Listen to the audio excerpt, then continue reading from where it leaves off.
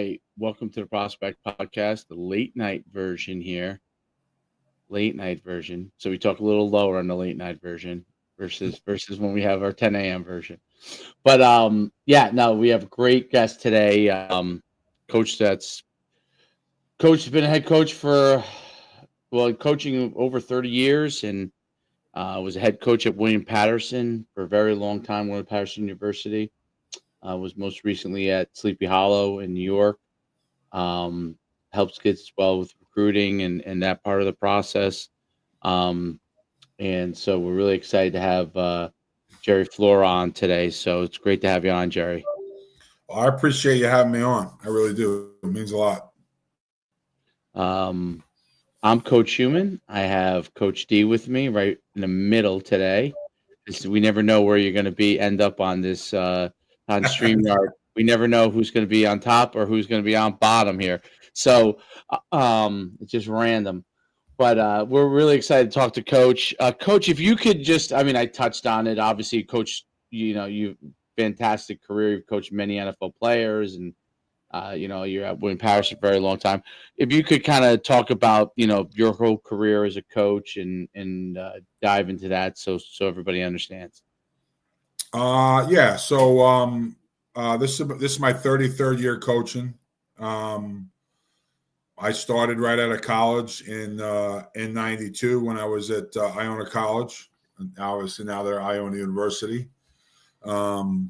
And I started as a student worker, which is kind of one of the things that I take pride in when we try and hire young men and women. So it was pretty much the coffee guy, the soda guy, and the make sure that there's one staple in the top right-hand corner of the scouting report guy. A job that I think a lot of young people don't appreciate now. Started there and, I coached with Croc for a number of years. He got let go. Unfortunately, I hooked up with Coach Rico at FDU Madison. I actually met him and Phil Longo at a camp the summer before at FDU, the old, not offense, defense, but Sports International, if you remember those camps. Yep.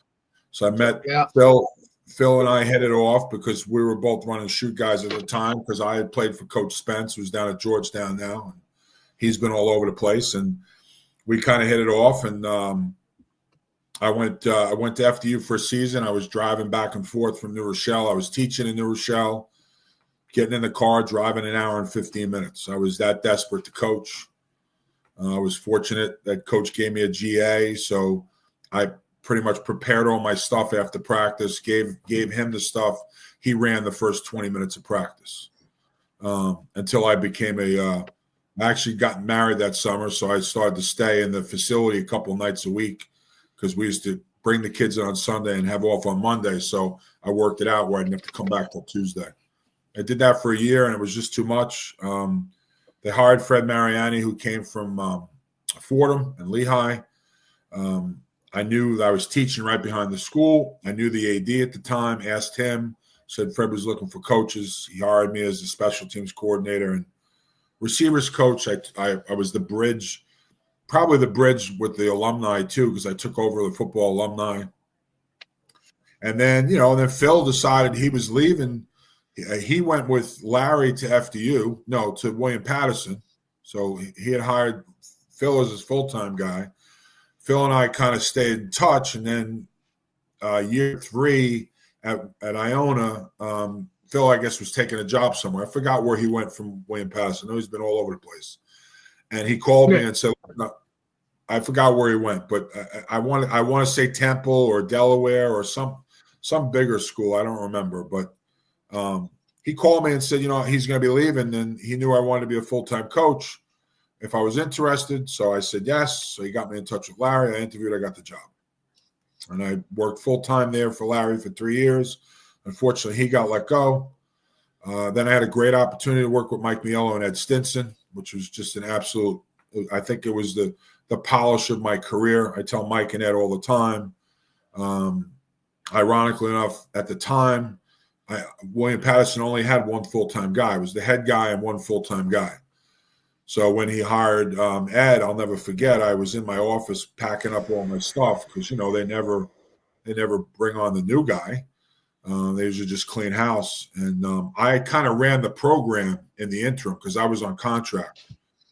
So I kind of ran the program by myself from probably Thanksgiving right up until early February. Because if you remember, Mike was doing his clinics with Tony Yep. Parkwood Marriott. So they introduced him the Monday or the Thursday before, and then he had the clinic. But he actually ended up hiring me full time. He went down and talked to Sabrina at the time and asked me if I wanted to coach there. I said, I can't do it for $6,000. And he said that, I kind of went through everything that I had to do myself. So he just kind of kept me on and really just helped my career because I don't know where I would have ended up. And I worked with those guys for 3 years. Great staff. We had a couple of big wins against Rowan and Wilkes, a couple of nationally ranked teams. And then those guys kind of went their separate ways. Eddie went to Queen of Peace, I think at the time. And then Mike was just, ready for retirement. They gave me an interim deal for a year. I had 2 contracts. I went 4-6 my first year. And then I spent 10 seasons at William Patterson. I fell 2 wins short of Coach Gallagher's record, unfortunately. But Jerry became a mentor of mine, and he helped me get through a lot of the stuff that, goes on at different schools. Obviously, he had been an icon at William Patterson, so he knew a lot. So I kind of leaned on him. And then I got to the end. Once we merged with the Capital Conference and we were playing the likes of Wesley and Salisbury and Christopher Newport and Frostburg, we were a little bit in over our heads, so to speak. There was an opportunity in recreation. I took that job for a year. I became the director of club sports. Unfortunately, there was no budget for that at the end of the year, so they cut me loose. So my contract ended, and then I kind of just, from there, took a couple of scouting classes, tried to get a scouting job in the NFL. One of my former players, who now is the line coach with the Saints, was the assistant line coach of the Saints, got me an interview with Terry Fontenot, who's the GM now for the Falcons, and I had interviewed him for my class. And unfortunately, because of COVID, the NFL wasn't allowing anyone new in facilities. So I had a chance to really maybe do an internship with the Saints, but that kind of fell apart. I worked with a couple of different companies, obviously, volunteered with Sleepy Hollow, ran that show for 3 years, did a year at Stepinac, and now I'm at St. Thomas Aquinas College in Rockland County. So I only really had 1 year off. I think the COVID fall. But the COVID spring, I coached at Sleepy as a volunteer. And then the year after I left William Patterson, I had a year left, so I went to work with Danny Garrett at Kane for a season. That was kind of interesting because I was working full-time at William Patterson, and I was the OG of Kane. And our only win that year was against William Patterson. That was the first time I was in the visiting press box. It was freaking weird to go, I actually went in the morning, worked out in the rec center, walked down the little service road, met Danny in the bus. It was just, the whole thing was weird. I can't explain. So, and that's where I'm at now. So lot of information, a lot of different stuff, a lot of really great people I worked with. So that's phenomenal stuff.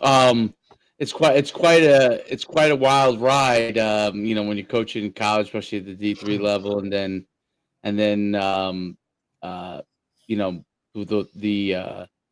the route that you ended up going and continuing to go and staying in coaching. It's incredible. I mean, I remember when you were head coach at William Patterson all those years. What was from when you first started coaching? Because you touched on it a little bit in the beginning, when you took over at William Patterson to now, many years later, what are some of the things that you've seen that's changed within coaching in college and high school? Well, I think that's a really, really good question. I actually had a conversation with a friend of mine about that this morning. I think the first thing that's gone is a lot of coaches lost the art for recruiting and evaluating. I was fortunate, I learned as a student worker. So I learned from the bottom up. And, I went on the road. I was carrying the bins, carrying the recruiting material. I thought I was the guy, but it took me a couple of years, and then I realized now looking back, I wasn't the guy. I needed some time. And I know now, a little bit more. Like when I was at William Patterson, I remember I had hired a young kid, high school kid that was an OC in high school. Now he's a head coach. And I remember he came in my office and he was working with me for maybe a week and a half. And he's like, Coach, I think I'm ready to be the offensive coordinator. I said, in college? I said, here? He's like, yeah. I said, okay, I got no problem with that. He goes, really? I go, yeah, seriously. So I went on my board and I drew up a 2x2 set, and I drew up a blitz that we see all the time, that boss blitz where they slant and they send two guys off the edge. So they're sending four guys off the weak side. I said, if you can protect that, it's your job. So I'm going to go to the bathroom. And I knew I was going to go to the bathroom. He's going to be in the same spot when I came back, staring at the board. And this is part of what I'm talking about, because some of it's recruiting and some of it is understanding everyone's got a place. And I remember I came back. He wasn't in the same place because he was sitting now before he was standing. And he seemed perplexed. And I'm like, I don't understand what's so hard about this. I said, if you can't protect that, you can't be the offensive coordinator. And people always say some of the best coaches, head coaches, are former line coaches. And when you got a line coach, look at the success Kyle's having at Texas. I played with Kyle, and, there's a lot of guys that I know that are line coaches. Even look in the NFL. Because you got to know the whole game. So I said to them, listen, if you can't protect that, then we're going to need a new quarterback every time we drop back. And we only carry 4 quarterbacks. So needless to say, we went through that season. He coached my quarterbacks. The season ended. He wanted to come back for another year. He came to me in the spring and said, I think I'm ready now. I said, you ready to block that scheme? And he blocked it without a problem. I said, you're the offensive coordinator. And, he's now doing a really good job in high school in New York. He's building a powerhouse at North Rockland. His name is James Hickey.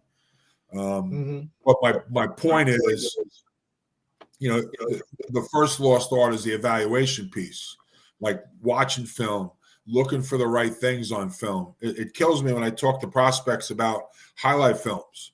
And, there's no need for anything more than 3 minutes. Guys are sending me 9-minute films or 8-minute films. They're like, listen, I can tell in the first 5 plays if you could play or not. Right. But I usually go by 3 minutes as the cutoff. And I just think it's just a lost art, the whole recruiting piece, the evaluating piece. Everybody just wants to get the high-end guy. There's a lot of guys at William Patterson. We had our limitations. Montclair was Montclair. They were a powerhouse. Rowan was really, really good. TCNJ was in a different mind of its own. And Kane, they had facilities. They had Division I facilities. And then it was us. So I remember being in houses of kids that were looking at Montclair and looking at Rowan, and at the time even looking at Salisbury and Wesley. And, you got to find a way to sell. And I just don't think that a lot of people, I think that's a lost art, the selling piece. And then the other piece that I think is a lost art is kind of the self-evaluation. Like even now at Stack, we're playing West Point Friday night up at West Point. And, I just did a self-scout on us in the middle of the week to find out kind of what our tendencies are. So I was able to make some adjustments to some of the stuff so we're ready to play Friday night. And one of the young kids on the staff goes, wow, Coach, that sounds like a lot of work. I said, everything is. Yeah. I said, yeah, you got to run the report. It's 50 pages. You got to go through every single formation. Is it better to run it weak or strong? Is it better with motion or without? Do you run it into the boundary or not? You want it coming in or going out? These are the things I think people have lost. I think those are really the 2 big things that people lose, because I've been around a lot of young kids. They see what they see on TV. And that's it. Mm-hmm. They don't see what goes by. I love when people say, when I come in on Sunday, when we have meetings, oh, dude, did you see the Alabama game yesterday? Oh, man, I was up at Alabama. Alabama's got a football team? People don't realize, football coaches, I watch 70 hours of film. I don't have time to watch the Alabama game. Mm-hmm. If I'm watching the Alabama game, I'm not doing my job. So I think that's a major piece, Shu. I think that's strong. Even the guys on Sunday. Did you see the NFL? I haven't seen an NFL game. What week is this? 8? Yeah. I haven't put an NFL. I put it on as background noise, and that's it. Yeah. I haven't watched a game. I couldn't tell you who's in the top 20 in the country right now for football. Then I wouldn't be doing my job. So hopefully that answers your question. Yeah, I think that definitely answers a good amount of it. I think part of the issue with evaluation is a lot of times the younger coaches would have been relied to be able to do that, right? To be able to learn how to evaluate players, and they want to jump past that. And when they come to coaching, they, the ability to watch film and break down film, and then to be able to come up with tendencies and to be able to put a report together. I mean, to me, it's crazy because you now with AI, you could literally take all your information, put it in the Chat GPT, ask it a bunch of questions, and half the work is getting done for you anyway. You just have to look at the results to make sure what's correct and what isn't correct. But some of these guys don't even know what's correct and what isn't correct. So, but like literally, you could run it through the AI and get a lot of your answers. But but that's the part that I think that a lot of coaches have to learn, and it has to be, not only does it have to be taught to them, but they have to be willing to learn it, right? So that's, when you talked about handling that weak side blitz, and the coach was, thought he could do it, and then he wasn't ready to do it. Then he eventually learned how to do it. Like part of of coaching and part of the process. I think that part is there is a disconnect between coaches that are, I would say, 30 or younger, and coaches that are 50 and above, right? And then guys that are in between those ages are either like like Derek is either one camp or the other. Like they either lean towards kind of the way that it was always done in the past, like as far as going through the process, or they go towards where the younger guys are, where they kind of want to just move up as quickly as humanly possible. And it doesn't matter what it is. I think college football, the way it is now with the transfer portal, has created a lot of that too, because since players are going to move anyway, right? Obviously, it was coaches before, but now since players are going to move anyway, it doesn't matter how you feel about the transfer portal. That's going to create a situation where everybody is going to look out for number one, which is themselves. Right? So that it's created like an every man for themselves standpoint, and things like loyalty and like trying to learn from somebody who you think can help your career and be with them for several years. That's going away at the college level, and that trickles down into the high school mentality, in my opinion. This is just my opinion, but like it trickles into the high school mentality a little bit too, because what do guys see? Like, this guy was here this year, he's over there this year, he's over there next year, he's over there next year. Boom, he's coordinator, right? So they think that's what they have to do. They have to do that in order to succeed. And there is some to learning from multiple different people. There's nothing wrong with that. I think that is part of it, especially when you're young. But learning those evaluation skills, I think you nailed it from that side. I'm watching film. I mean, some people think that they turn on Huddle and they just like stare at the screen, and that's watching film, right? Right, Jerry? Like you're like.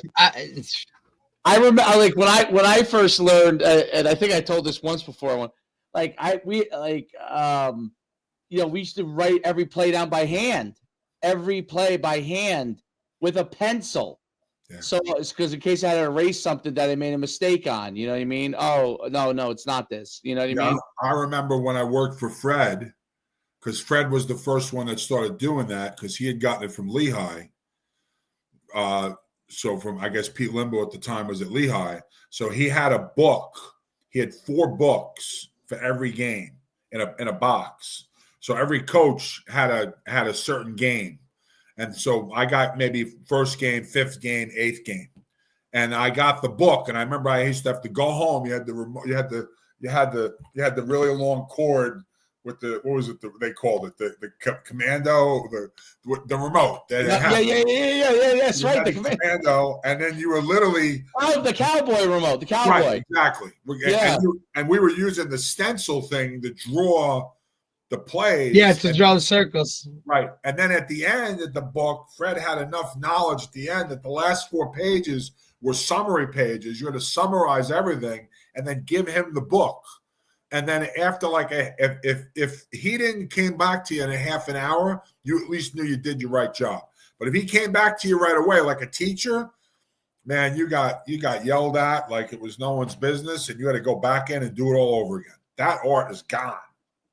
That was a great learning environment for phenomenal for young coaches, because like to this day, even though obviously I do my end result of any plays I do is on the computer, but I still draw my initial sketches on paper because and then I'll go do it on the computer once I start to get where I want it to be. And then I'm like, okay, because, software, I mean, it drives me nuts, some of the software, but drawing it by hand, I could be like, oh, it's much quicker and easier for me to erase, to rewrite, erase, rewrite. Oh, this isn't going to work. Oh, this is better. This is, when you do it on a computer, it's better as a finished product, because if you hand it to somebody, they could see it and everything. But in your rough drafts, that's what I loved it for. Like the same thing. Like I would write, I don't know if Derek does this at all, but like I would write notes. I'm like, I would write all the possibilities of a drawing that I had, like the names, like I could call it this. Here would be tags off of it, off this play, and then I would end up not using half those plays. I'm like, you know what, that's not going to work, and I just put it aside, keep it, because maybe I would need it in the future, but like that's not going to work. And that's kind of I think a lot of young guys think of, and Derek, you're correct, because I haven't coached high school in a few years.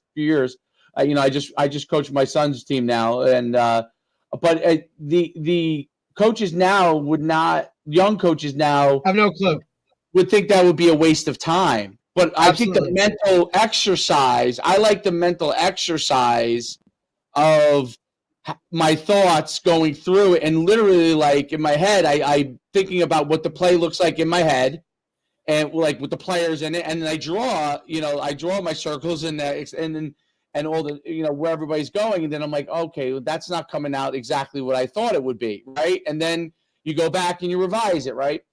And it could be even simple, because obviously what you talked about, if they do this, right, they blitz this guy, well, what are you going to do in that situation? Do you need to read that guy? Do you need to block that guy? And I think that exercise, because everybody just, feels like they can run the coolest play, and they don't know that like people have to be blocked. You know what I'm saying? I think it's really the finality of it, because growing up in the era of drawing, if I had to draw, let's say I had to do the Duquesne game, and I had to break down 3 games. It took a long time to break down 3 games. Hell yeah. And draw it out. So like you, I like the fun. I have a book just like this, just a regular notebook. Yep. So like we're breaking down West Point. So as I start to think of stuff to do, I write it in the book. So there may be 75 pages, like you said, but the finality of it is at the end. When now that I have the tip sheet done and the game plan done, I'll go back and look, and I think I probably only use 5 pages. Right. Right. But I use 75, and what I'll do is I'll just keep going. I'll go to the next page and just go to the next page and go to the next page. And then I go back and look, and, it's the finality of it for me. Whereas when you do it online, like I'll use Huddle play scripts, and right.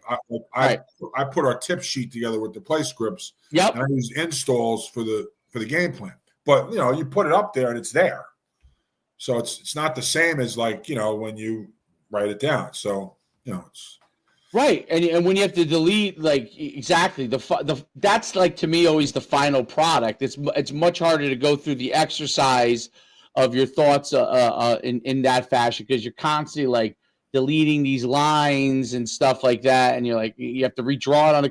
Whereas with pen, and I think younger guys think of that as kind of like a waste of time, from their standpoint, like, hey, this is what the play is, and like, but it's interesting. The problem to that is they didn't have to deal with what we dealt with. Right. Correct. Right. I'll tell you what, for me, from the mental part of the game, right? I'm sorry, go ahead, Derek.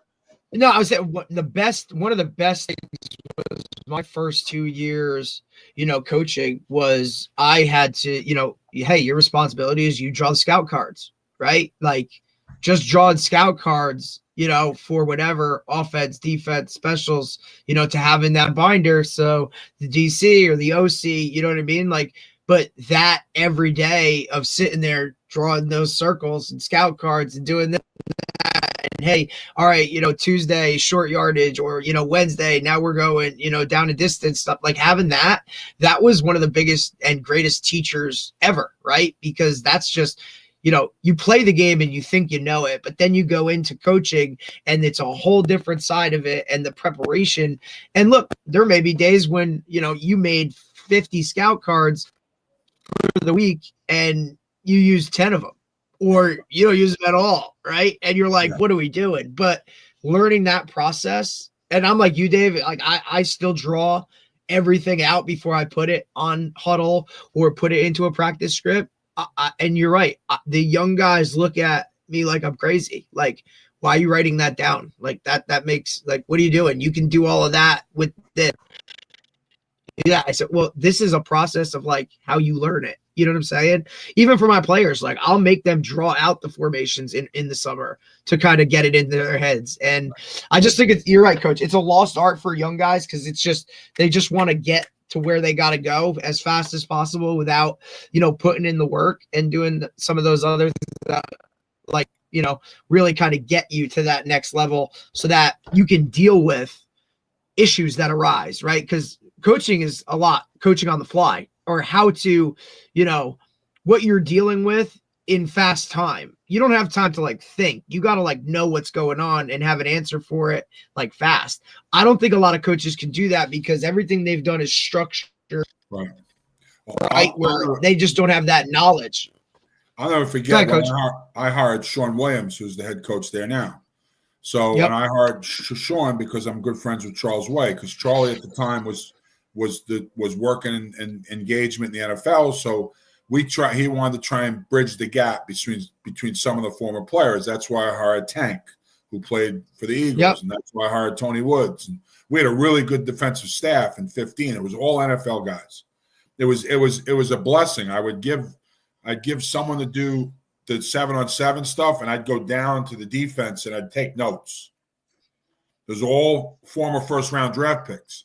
And I'll never forget, now Sean's in the Ring of Honor for the Giants. He had a really good career as a safety. He played it during a really good time. I happened to walk by the office, and Chad was my defensive coordinator, and I see Sean sitting at this table in Chad's office drawing up cards. And now Sean had only been working with us he'd never coached before. I mean, he played, right? But just because you're an NFL player doesn't mean you're going to be a good coach. I mean, we all know that. Correct. I mean, any player, doesn't matter. Right. So he's sitting there drawing up cards. And I go, dude, you can't get a better job than this? I busted his Yeah. Chad Brand's the defensive coordinator. He's sitting over there, and Sean's like, I'm the new guy, man. He said, the new guy has to. I said, new guy? I said, you played in the NFL. He goes, Coach, I'm just learning. I'm learning from my man. So he literally, the 4 years he was my DB's coach, one of the most humble guys I know, one of the nicest guys I know. The amount of stuff that I felt like I taught him, which is crazy because he played on the highest level. But, he learned a lot of that. And so even to this day, he said he didn't even use Huddle. He draws all this shit out. Right. Because you get used to it. You get used to it. Yeah. And I think, like one of the things I love about stuff like Huddle is that, you could tag things really well.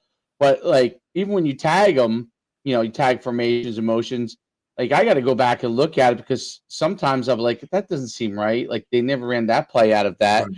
and you tagged it wrong. You know what I mean? So that's where drawing sometimes helps you out. Like it's another reference point because when you're going through it fast and you're tagging, sometimes you tag and then, when you run reports and if you tag things accidentally, incorrectly, or it fills now in, your report's all over the place. Your report says something different, right? So that's like a check for you, if you're, especially for, I would say, like, especially for the main plays that most people run, like their core plays, that's the last thing you want to do is put a set that they don't run that core play out of, and you put it in there, and you're like, wait a minute, like now you're practicing an anomaly when there was no anomaly, you just tagged it incorrectly, or and there's a lot of people that don't know how to tag it. Like they're like, why do you tag it like that, and why do you tag it different? Like, do you tag it the way that you tag your play calls? Do you tag it differently? And I'm like, you got to do what's comfortable, but whatever works universally for the whole staff, so everybody understands what you're doing. You know what I mean? So, so they know what each thing means, because sometimes if you use your own verbiage, like that doesn't work on, someone might write something completely different out of your verbiage realm, and when you tag it. So it's really interesting. I'm curious as far as like players, like, because you talked about highlights and like, you tell them about 3 minutes, which I agree with, by the way. Like most of the time you could tell literally in the first 5 plays, like, once you know height, weight, speed, and you watch the first 5 plays, you kind of have a good idea already where it's going. But what do you tell kids, like high school kids, from a recruiting standpoint? Like, what do they need to start showing on film that looks good? Because I think a lot of them don't. Amazing with all the information that's out there, they don't understand. You know what I mean? So what do they need to be showing on film? Yeah, when I took that scouting class with sports management and got that, I got a professional certificate in GM and scouting, so I got a chance to really dive into scout reports on the NFL level and so on and so forth. I learned 3 things about highlight films that I never knew, that I probably should have known, that I tell kids all the time, and I usually get them. They usually go, "Wow, really?" The first thing that I learned was, one of the things that college coaches are looking for is they want to see you put some time into it. So they don't want to see the games in chronological order. So like in huddle, you could just bing, bing, bing, bing, bing, done, see you, bye. They want to see, random order. So that's the first thing. The second thing is, coaches don't want to see the same play from different angles. That means you don't have a lot of clips. So if there's an end zone shot of your play and then you're making that same tackle from the press box and you're making the same tackle from a sideline and you got it on there in 3 different times during this video, it shows you don't have a lot of clips. And then the third thing that's really, I don't say that I've run into a lot of kids that do this, but you still have people that do it. Coaches don't want to see a guy making a play and pointing at the stands, doing this, making the neck thing. They don't want to see you standing over the guy after, because otherwise they're just done. They move on to the next guy, because that's that character piece that no one wants to get involved in.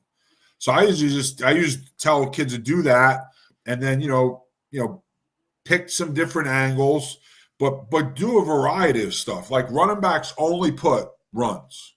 You never see a running back put pass protection. You never see a running back run a route from the backfield and then run a route from detached and run a route from the receiver spot, or maybe go jet motion. Like, mix it up a little. Like if you're a tackle, they want to see you block screen on the perimeter. They want to see you block zone. They want to see you trap. They want to see you block to the next level. Like, there's so many more things than just like, if you're a linebacker, you put all the tackles on there. Like people say, like, okay, well, he's a good player, but there's no pass drops on there. Right. And these kids, they don't think of it that way. So it's coming from either one of two. It comes from one of 3 places. It comes from their high school coach, which I'll be honest with you, I deal with a lot of them. I think high school coaches, some are into this recruiting piece and some aren't, and that's fine. But ultimately, the kid is the one that's suffering. So it comes from the high school coach, or it comes from the parents. And most of the parents maybe have played or haven't. They got full-time jobs. They don't have time. And then it comes from the kid, but the kid's not getting any guidance. Yeah. So I can't tell you how many films I get on a regular basis to watch, and I'm like, nah, dude, you can't send that film. You can't.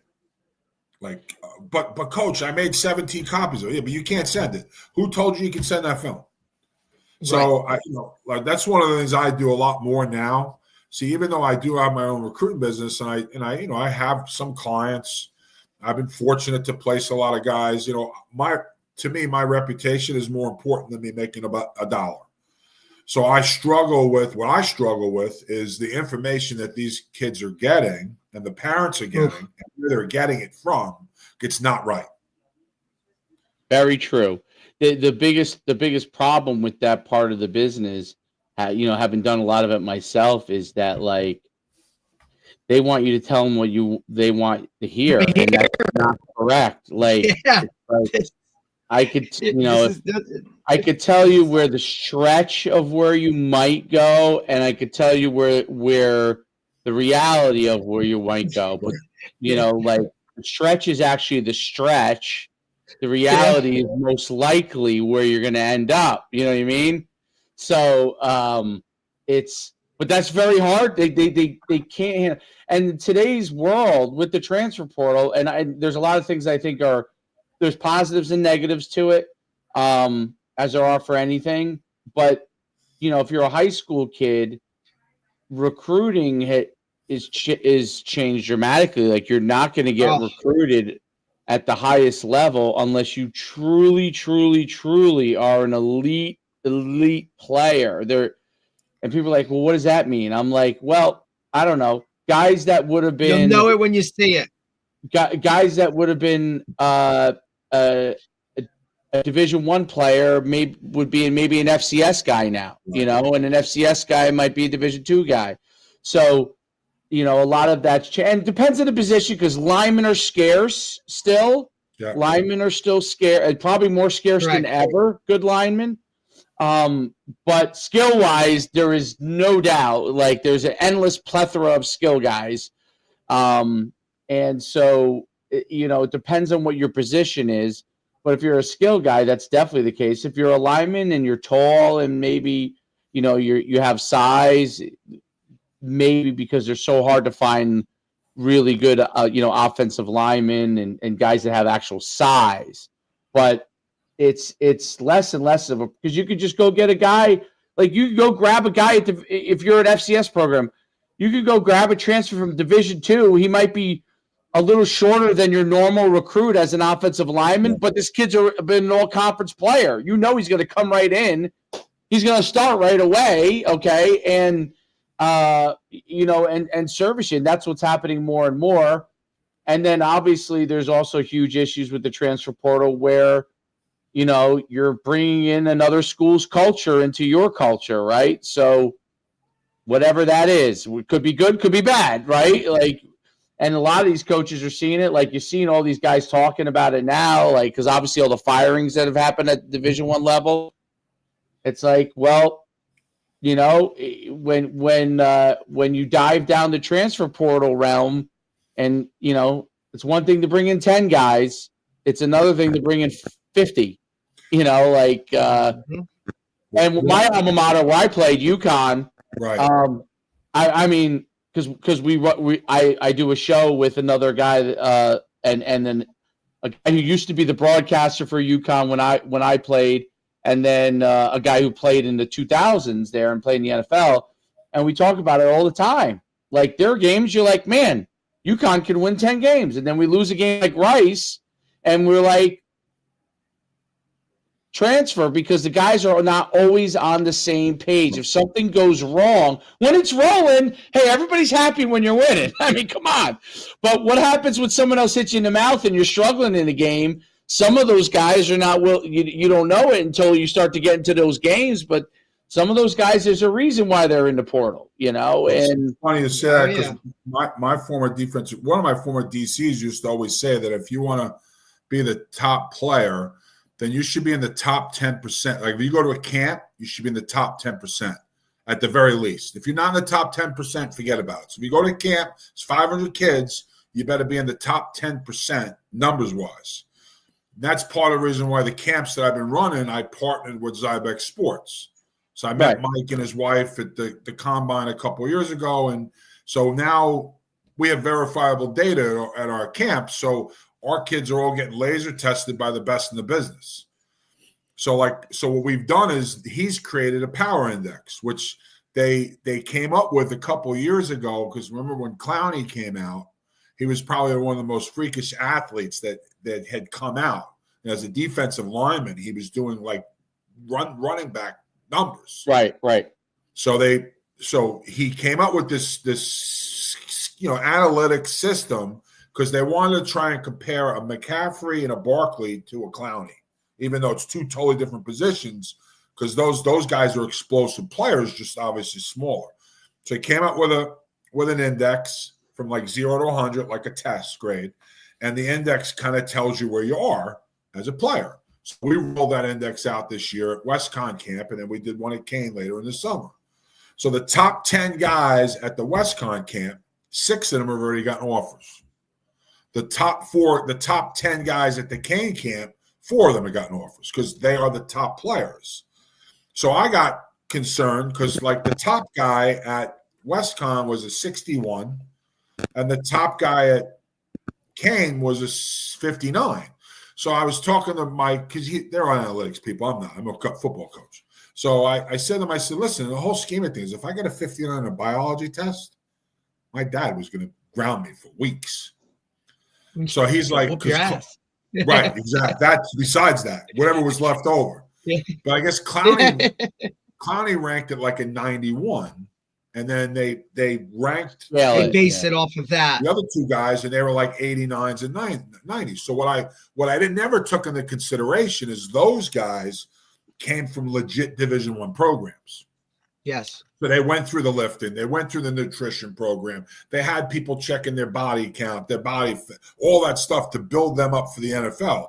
So we were talking about, what kind of player would I be happy with? He said, man, you got a player coming into your camp and he's scoring 60, 62, 64. That's pretty good because realistically that 92 in the NFL on a lower level is like an 82. So you're only like 20 points away from a kid that's potentially a really good player. So it's funny you say that because I just find myself, I feel like a broken record. I want to tape myself because I feel like I say the same thing over and over again.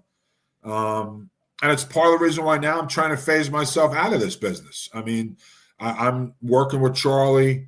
We're working on trying to do something bigger and better using Zybex Sports, maybe working more for the school instead of the college, and getting them viable data than for the kid, because unfortunately the worst position right now to recruit, like I don't even take on quarterbacks and kickers anymore. It's pointless. It's almost impossible to get at the level that they would expect they could go to. Because quarterbacks can be, and same thing with kickers. They're the two.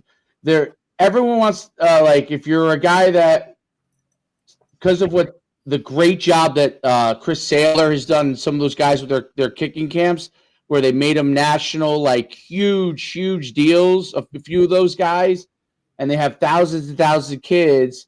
So many of these kids have wanted to become kickers. And then quarterbacks, obviously, is the easy one where everyone wants to be quarterbacks. There's a million of these kind of things. So what's happened is the general quarterback and the general kicker level is so high. But in order to be at the highest level, you have to be so good. So if you went and watched like a D3 quarterback now, it's not like the 90s where you're like, you're not really it's going to be hard to get a guy that could really throw it the way you would want to, right? Now those guys can all throw, right? It doesn't matter. Every one of them, unless you're running like an offense where you're running a triple option. Yeah, but run-based offense. But outside of that, like these guys all can spin it. These guys, so that position has become like very difficult to get recruited where they think they should be at. Whereas an offensive lineman, if you get a guy at 6'4", 6'5" that comes to you, film was pretty decent. You're like, okay, you know what? Right. Highest level here, lowest level here. You could probably be pretty sure that there's going to be within that range. and you could have that confidence when you have that conversation. A quarterback, you could be watching film on him and be like, this kid's damn good. Yeah. But he might just be Division III. Nothing. You know what I'm saying? So No. because of how hard it is, and because transfer portal wise, shoot. I mean, outside of the top tier guys, I'll go take a guy that throws for 5,000 yards at the FCS level if I'm Charlotte. If I'm Charlotte, my next guy is going to be some guy that threw at Furman for 5,000 yards last year, and he's going to get upgraded, and he's going to be my starter. That's easy. This guy already did it. He just needs a couple of weeks to adjust to a little bit higher level of speed. He's probably going to be fine, right? And there's some put him around some better players. Yeah, you get him around some better players. Exactly. And there's some caps to it, but in general, you see that all over the place. And it's hard. The quarterback position's hard. I mean, I have a couple of Division III kids, but even the Division III kids are hard now because you got a lot of these Division III programs that are getting drop down guys. Right, of course. They're not Division I guy, the fourth string guy at Florida goes down and plays at a Division I, a Division III, becomes Player of the Year. He's still considered a Division I athlete because he was at the Division I school, so he's got the stock to go back up. Whereas the kid that goes to Joe Schmo University thinks if he's Player of the Year, he can go up. No, but you were recruited by Division III schools, so you're not a Division I athlete. It's a big difference. There's absolutely that is a great point. It's an absolute point.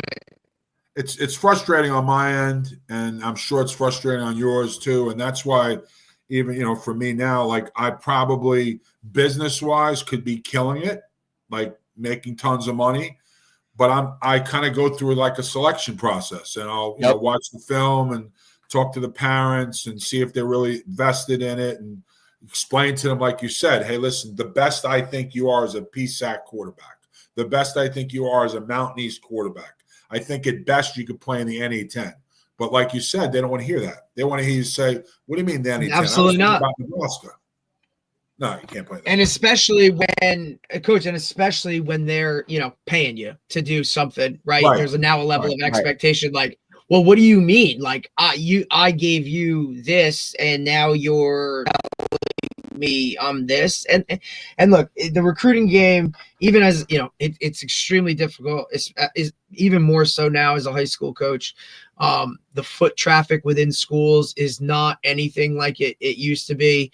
You used to have to go through the head coach to recruit a kid because that was your communication level, and now coaches can DM these kids on, or whatever social media it is, where there is no contact with a head coach for some of these guys. And, I just see it on both ends, right? Because obviously working with Dave and kind of what we do, and then a little bit of like, still being in the high school coaching world, looking at and watching just these guys go through this process with no guidance and not ask for it because, their uncle told them they should be playing in Alabama, and they, their uncle played, 15 snaps, 1979 championship team in Podunk, whatever, right? But that's what they're going to go off of. It's just really hard. And I think the less foot traffic within the building, you see like the lower levels, unless you have, obviously a big time guy, but it's more now of like trying to get guys to come to camps, whether it be on campus or mega camps or whatever that is. I just always think that, if you really want to recruit a kid and you really want to know what he's all about, and you don't even speak to his high school coach, like, come on, man, what are we talking about? Because at the end, you know how bad it is in terms of, not to cut you off, how bad it is in terms of like the knowledge piece is like, I'm sure you guys at some point, like when you got your first 8th grade group or your 9th grade group, because that's the time you meet with them and you go through the whole spiel. You don't do it when they're in 11th grade because it's too late. The best is like when I talk to parents about the eligibility clearinghouse. I can't tell you how many people think I'm talking about the publishers clearinghouse. Yeah, you're like, that what are we doing? What are I we asked talking them to about? send me their number. I've gotten driver's license numbers. I've gotten social security numbers. I've gotten phone numbers. Like, are you kidding me? Are you serious? Just go on to the. Shit. Now here's the problem. Here's the problem. The problem is if you type in NCAA clearinghouse, unfortunately, like NCSA is involved in that. Oh so NCSA, right? So if you don't really look, because it'll come up. NCSA and NCAA are very similar. So if you don't look, all of a sudden you click on their link. Now they got your information. Whereas, you should just go. But I have a kid today that's a scholarship kid that said to me, Coach, I got to get that number, right? I go, yeah, dude, like, this is like it, man. How do you not know you got to get the number? Just go on. It's $90. They take you 15 seconds. Like, it's crazy. Like that, just little stuff like that. And that's why for me, Coach is getting social security numbers, man. Yeah, it's terrible. Like that's why for me, like, I love what you guys are doing. I've watched a lot of your podcasts. I know you guys personally. I have a lot of respect for what you do. And I have a lot of respect for people like us that do what we do. What hurts what we do is the people that want to be like us that don't want to put the time in or don't know anything about it. Like, I can tell you right now, one of the best things about there being one portal right now from the 2nd to the 16th is I think this is going to help out high school kids. Agree. Now, absolutely. 100%. Colleges are going to start coming in. So before, with the first portal and the second portal, the first portal, they were just worried about transfers. Then there was a little break. Then it was back to transfers. Then it was back to high school kids. Now it gives them that window of like 2.5 months to focus. Now they can look at transfers. Yep. They can focus on getting them on visits and so on and so forth. And then you got a 15-day window where you go all in. So I think it's going to help out high school kids a little bit. I may be wrong, but I think that it will. Yeah, I think it'll help it. It could help it a little bit. The hardest thing about the transfer portal is just the proven commodity thing, because now JUCO doesn't count, right? Diego Pavia, when he challenged that, he won, and that's going to be like what's probably going to happen. You're going to get 5 for 5, and JUCO won't count, which basically means you still have 7. So I don't know what that means. Like, like that's easy math, bro. I mean, like, we can think handle about that. it. Like, I to me, it's just like that's definitely like a pro. It's pro at the highest level of college. It's pro. So because that's what basically you're going to have when you have 24-year-old kids. I mean, your quarterbacks eventually at college Division I. I would say the majority of your best guys are going to end up being 23, 24-year-olds because they're going to be grown 100%. Men. They're going to be grown men. I guarantee, Dave. Yeah, because there's no doubt. The difference between 24 years old versus just 21 is a huge deal. So now you're really talking about, you filled out completely, and your knowledge as a person is much, your brain is more formed. You're much smarter at 24 as an athlete than you are at 21. Oh, yeah. So whereas before it was like 21 versus 18, well, they're kind of still both, young people. 24 is I had my first job, so like I was working. So it's one of those things that like is change that will change completely. I mean, it already has a little bit, but that's going to make it hard. Like, how does an 18-year-old, like, how do you go if you're going to get fired in 3 years, 2 years now, I guess, right? You get fired in 2 or 3 years as a Division I coach. How do you go and say, I'm going to take this 18-year-old 4-star versus this other guy who, goes from Georgia State to Georgia or something like that, or the backup at Ohio State comes to me at this, who's now 24, and Pavia proved that. I mean, he's a man. He was really good at New Mexico State. Now it's only offer.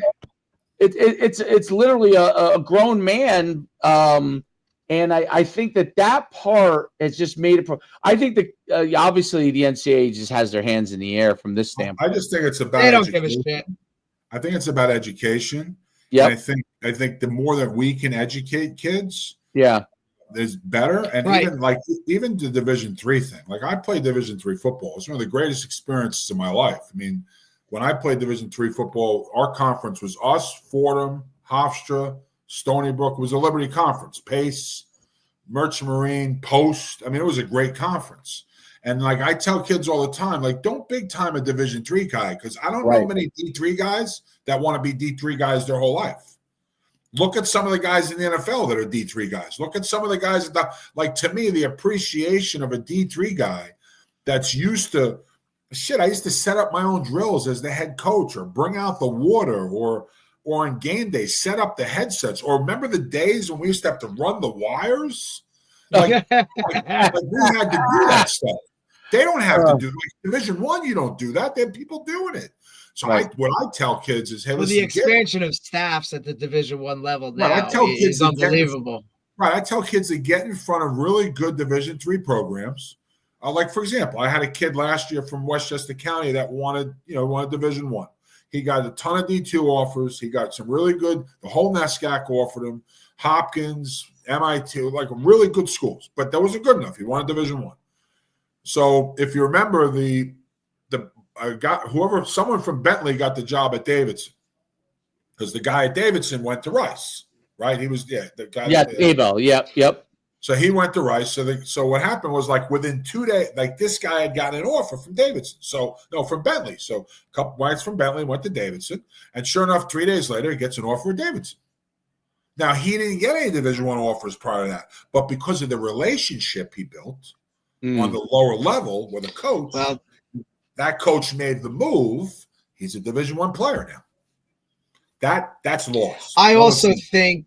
I think, Coach, too, like one of the – and look, this is coming from, I started my career at Sacred Heart FCS program, right, and then finished at Montclair State. Obviously, we know the history there of kind of what it is.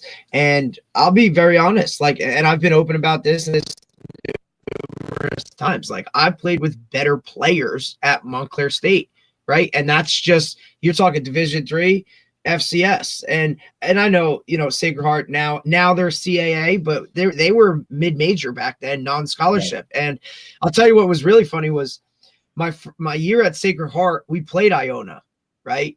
And then when I transferred, my very next year, I was at Montclair State and we played Iona, right? Yes, and we beat them both times, both teams, 2 different levels. And I think there's always something that guys get so, and I have to deal with it with the high school kids, right? They get so enamored with D1, FCS, D2, D3. Like, if there's one thing I can, and I tell guys all the time, it's hard for them, and I get it, right? Because they want to be, Oregon, they want to be Alabama, they want to be all of these big types. Man, go to a school that wants you, right? Because this is a hard business where you're literally splitting hairs and you don't know, like you just said, coaching movement happens. It's right. Like coaches that go from here to there, commit to a school that you like and a staff that wants you to be a part of the process. And if they make a jump, they may take you with them, right? Like you just said, that's part of what can happen now, right? Well, yeah, but that's that happened at JMU. I mean, look what Signetti did. He took 13. Look how many of those guys he took. Yeah, I mean, shit, dude. Like, you know what I mean? They all started. It only takes one. It only takes one, Dave. And it's like, look, you see these programs that struggle, or guys that recruit a certain way, or just recruits today that, I'm not a D3 player, like blah, blah. They don't understand the level of just playing in college at any level is, because buddy, you might have been the best player on your team, but now everybody was the best player on their team, dude. Like, you know what I'm saying? And you're going to separate it whether you're playing at Willie P, or whether you're playing at Montclair, or whether you're playing at Sacred Heart, or whether you're playing at UConn, or whether you're playing at Rutgers. Like, there are really good players at every. And the Northeast, we're lucky that we don't have as many Division I programs, but we have a lot more programs that play football. Whereas you go down south, A, man. a lot of Division I programs, and I know because I have another guy that played at UConn way after me. I mean, he's probably played there about 10 years ago. He runs this program in Georgia for defensive linemen, and he's always calling up like, hey, and you watch the film on these kids, and you're like, oh my God, they're so good. But if they're not a Division I player, there's very few places for them to go. So absolutely, he's shopping kids up north. He's shopping kids all over the place. We talk about that with Florida all the time, right, Dave? It's 1A, it's 1A or bust in Florida. Yeah, it's 1A or bust. Yeah, but Florida's loaded with NAIA schools. There's a ton of them down there. Right. Well, and you look at it like the Midwest is big NAIA, right? Yeah, Kansas and Nebraska. Yeah. Division II. I don't know.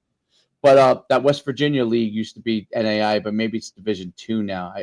I can't keep it all straight. Well, you're even seeing schools like Lackawanna, right? Yeah. Like a premier JUCO make them be. I think they were going Division II, or look, they made the jump to being something bigger. You're seeing even a University of New Haven who in 2004 killed their program and bounced it back.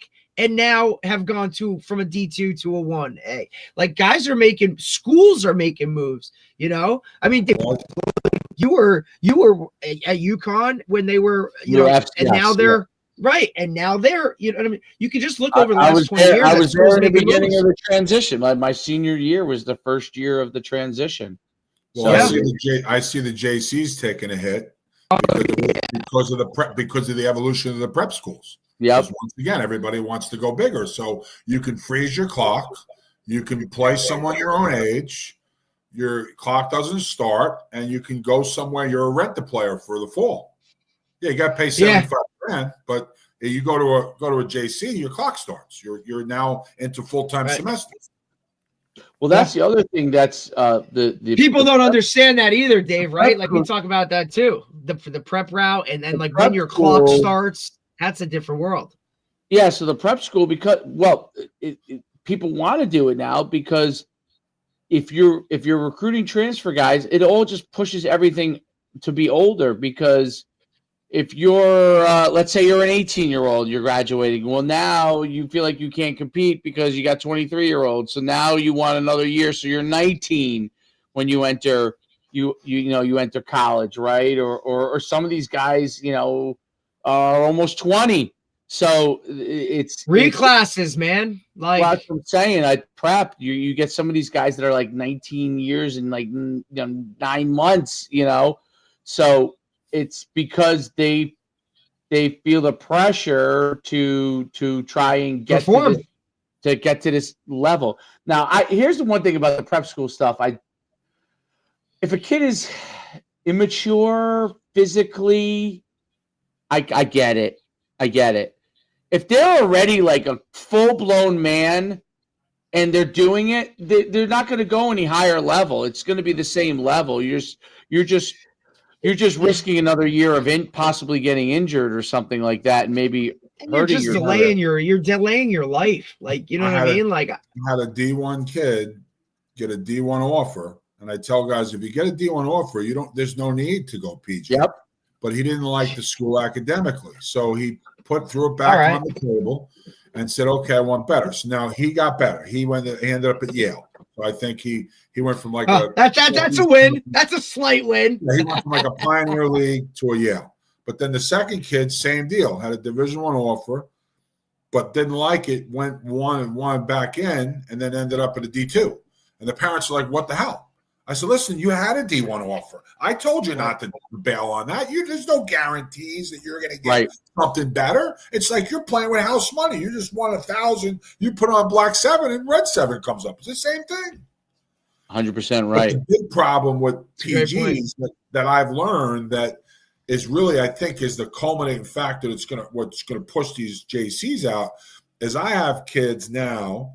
I have a kid that's a choke that just finished his second year. So like now what's happening is they're trying to recruit that kid for his senior year so that he's now there for 2 years. So they want that there for senior year and then the next year. So why would that kid go JC then? You already and what's that, like a graduate year? It's like you're redoing your senior year, then grad year. Yeah. Right. You're at Nutley High School. You decide you want to leave at the end of your junior year because you want to go to the PD school. So you go to the PD. Now you're in the PD school your senior year. You're there. Right. And then you get to play another year as a PG. Right. So Hun School does the same thing, right? Right. Why would you then go to a JC? You're already paying money to the prep. So there's a lot. And to be honest, you probably got at a PG. You probably got better facilities. You're probably getting treated better, right? It's not even close. And look, we've had some JC guys, right? Like that last chance you shit is real. Like that is what that world is. Now you get the what is it? The Catholic leagues. They do the show day where they literally go from school to school to school. They bang out like there's a 6 o'clock practice at St. Joe's. There's a 7 o'clock. Yes. The other schools don't have that. The JCs don't have that. I mean, you're getting college coaches on your campus to see you play or practice. I mean, it's insane. So it's just the whole evolution is. And I think people like us are a dying breed. I really do. I mean, I'm serious. Anything we can do together. Yeah, it's because all of us are having heart attacks and shit and stroking out because we're freaking care too much. Dying. You know what I'm saying? Dying is the wrong word. Sorry. I just mean that we know so much, and I think that like that's why I've said to Derek a number of times. I'd love to do anything you guys are doing. I would do it with you guys in a heartbeat because I struggle with the people out there that flat out suck. I mean, that's true. Parents and they're like, I spent $5,000 and my son got nowhere. Well, you just the parents don't always know and you probably experienced this too, right? You could show them your experience, you could show them all the things you've done, all the people you've worked with, and some other person they're talking to, they have a hard time deciphering what is the right move because they don't know a lot. Is it really like about the process? They don't know anything. They don't know anything in reality. Like this person over here and this person over here, and I feel like it becomes commoditized to an extent. Like the back in the day, I had the speed training facilities, and there was a few of the early guys like. Bill was like the first, and then I had one, and Joe DeFranco, and like and then what happened was all of a sudden they appeared on every corner, right? And we used to talk about this, like me and Bill, and all of a sudden they appeared on every single corner. Well, parent goes over here. They don't really know because they don't have the experience themselves, so they don't really know the difference between what you're doing or what this person's doing. So it's very, very hard for them to figure out where to put their dollar, right? So it's easy for them to get taken, and then they think, oh, everybody's just trying to take from me, and that's not the case. You really have to do your research. You really have to take the time to figure it out, and understand that the other thing that we talked about this in the beginning, you could do all that. They could pay you. They could pay me to help them. It still may not turn out exactly like you wish. Exactly. That's the hard thing for them to understand. There's no guarantee. So zero. There is a guarantee if you do nothing that you're going to get nothing. Nothing will happen. Absolutely. Right. But there is a risk always that you may not get what you're hoping for, and that's why educate. Like I've turned down people before. And they're like, "What?" I'm like, "Yes, I watched your film." Like, I love when you do that, though, Dave. To be honest, because that to me always comes back. You want me to? I'll be. Here is a list of guys you can go call Division III. You'll probably have a chance there.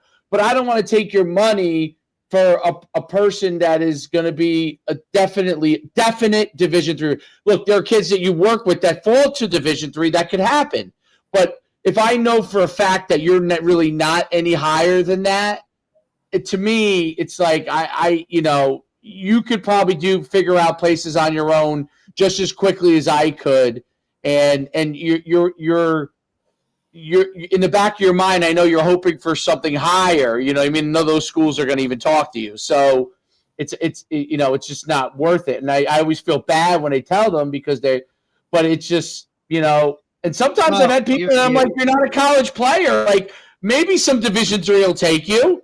Great. But in my opinion, I don't think you're a college level player. Maybe I think you're too small or you're not fast enough or whatever, or you're not skilled enough. But, but there's somebody that might be willing to help you. And in that case, you got to go to that person.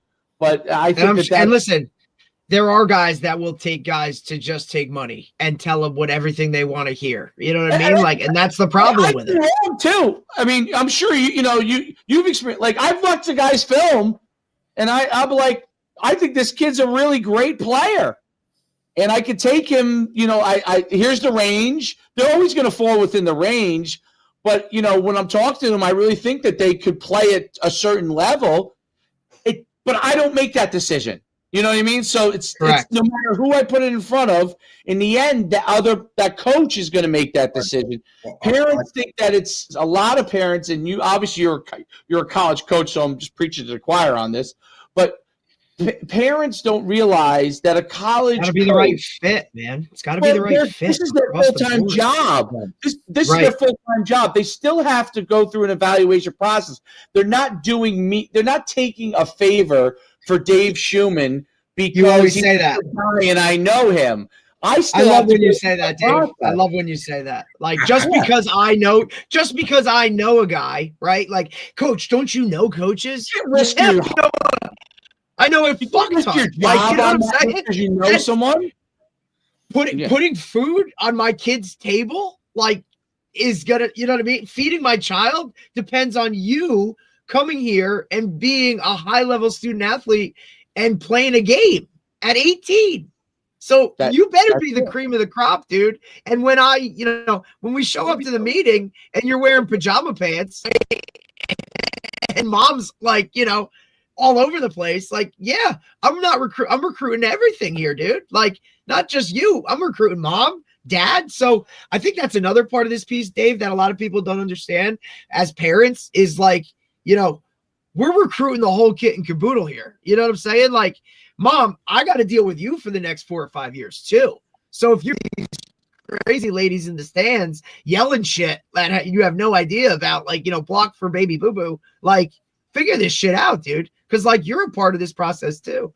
I mean, coach, I'm sure you've sat in some living rooms and been whoa boy, like, oh shit. Like, I don't know if this is even the risk. I don't know if this is even worth it. I give you a great example. I have a kid that worked for me, Kyle McGuff. He ended up interning with Ohio State, and then he ended up getting a GA job with Day, and he worked with him after I left William Patterson. So he did that thing, and now he lives in Ohio, and he works in a gym.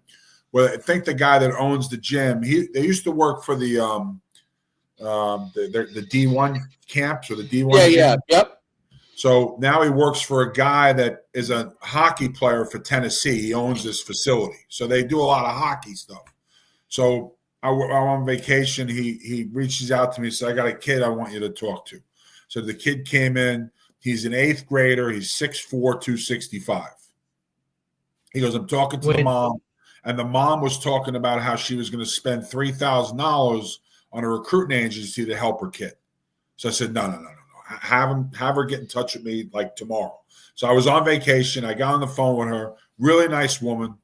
And, he was like an Under Armour All-American and stuff. She sent me the film. He's 8th grade, but he's a big kid. He was all probably pushing 6'3.5", 285. That means that kid's going to project to be a really big dude. So I said to the mom on the phone, I said, listen, I appreciate that Kyle reached out to me. So what I started doing about a year ago is I started doing like these Zooms. So I do like a 90-minute Zoom where I charge you like X amount of like $250, and I can go through like everything you need to know. And then if you never want to talk to me again, you at least got a lot of information. So I said to my mom, and she knew nothing. And she said, yeah, I got company that reached out. They want $1,000 deposit. And then the total bill, I said, you don't need to pay for your kid. So your kid is going to get somewhere. So I'll do it free. So just give me a half an hour. I gave her half an hour. I gave her a ton of information. Now, I haven't spoke to her since, but that's the point. The point is I'm not even talking about a 5'1" kid. I'm talking about a kid in 8th grade that's 6'3", 265 pounds. Right. That kid at the very least is going to be 6'5", 300. Correct. But there's companies out there that see that as an opportunity to take money. So instead, now I could have easily said, "Oh, this is a great opportunity to make $3K." So I charged her $250 instead. And I did a 90-minute Zoom with them, 90 minutes. And since then, I've spoke to the kid 100 times via email, asked me questions about film, because they don't film in 8th grade. I mean, it's a parent filming from the sideline or the stands. Right. Which they all do have, by the way, just so you know what I mean. Right. Like if they're not already hiring their own film person to film the kid individually. It's crazy. Like, and I'm, I'm probably in a position of my career now. I'm trying to figure out what's next, and I'm kind of in between jobs and stuff like that. Yeah, I probably, I probably a lot of times would do it for the money. But once again, my reputation in the Northeast, or at least on the East Coast, means a heck of a lot more than me charging someone $3,000. Like, I don't, like in my business, I don't charge anyone until they're at the very least July 1 of the freshman going into sophomore year. Right. Like this whole premise that you're going to charge someone prior, there's nothing you can do for a 9th grader in 9th grade that you can't do until that summer. Schools aren't even looking at that. So it's once again, that's my issue, guys. My issue is like people like us, there's a lot less of us. I don't judge anyone I don't know, because it's not right. I don't want them to judge me if they don't know me. But I think I've been doing this long enough to know college football, high school football, evaluation, and just even going to camps. Like I was doing camps and not charging a lot, and then I see a guy down the block charging $550 for his camp, and he's got 500 kids, and my camp is 89, and I got 30 kids, and I'm like, what the heck am I doing wrong? I got 30 kids for 89. He's charging $550. He's got 500. I can't figure that out. And I guess I never will.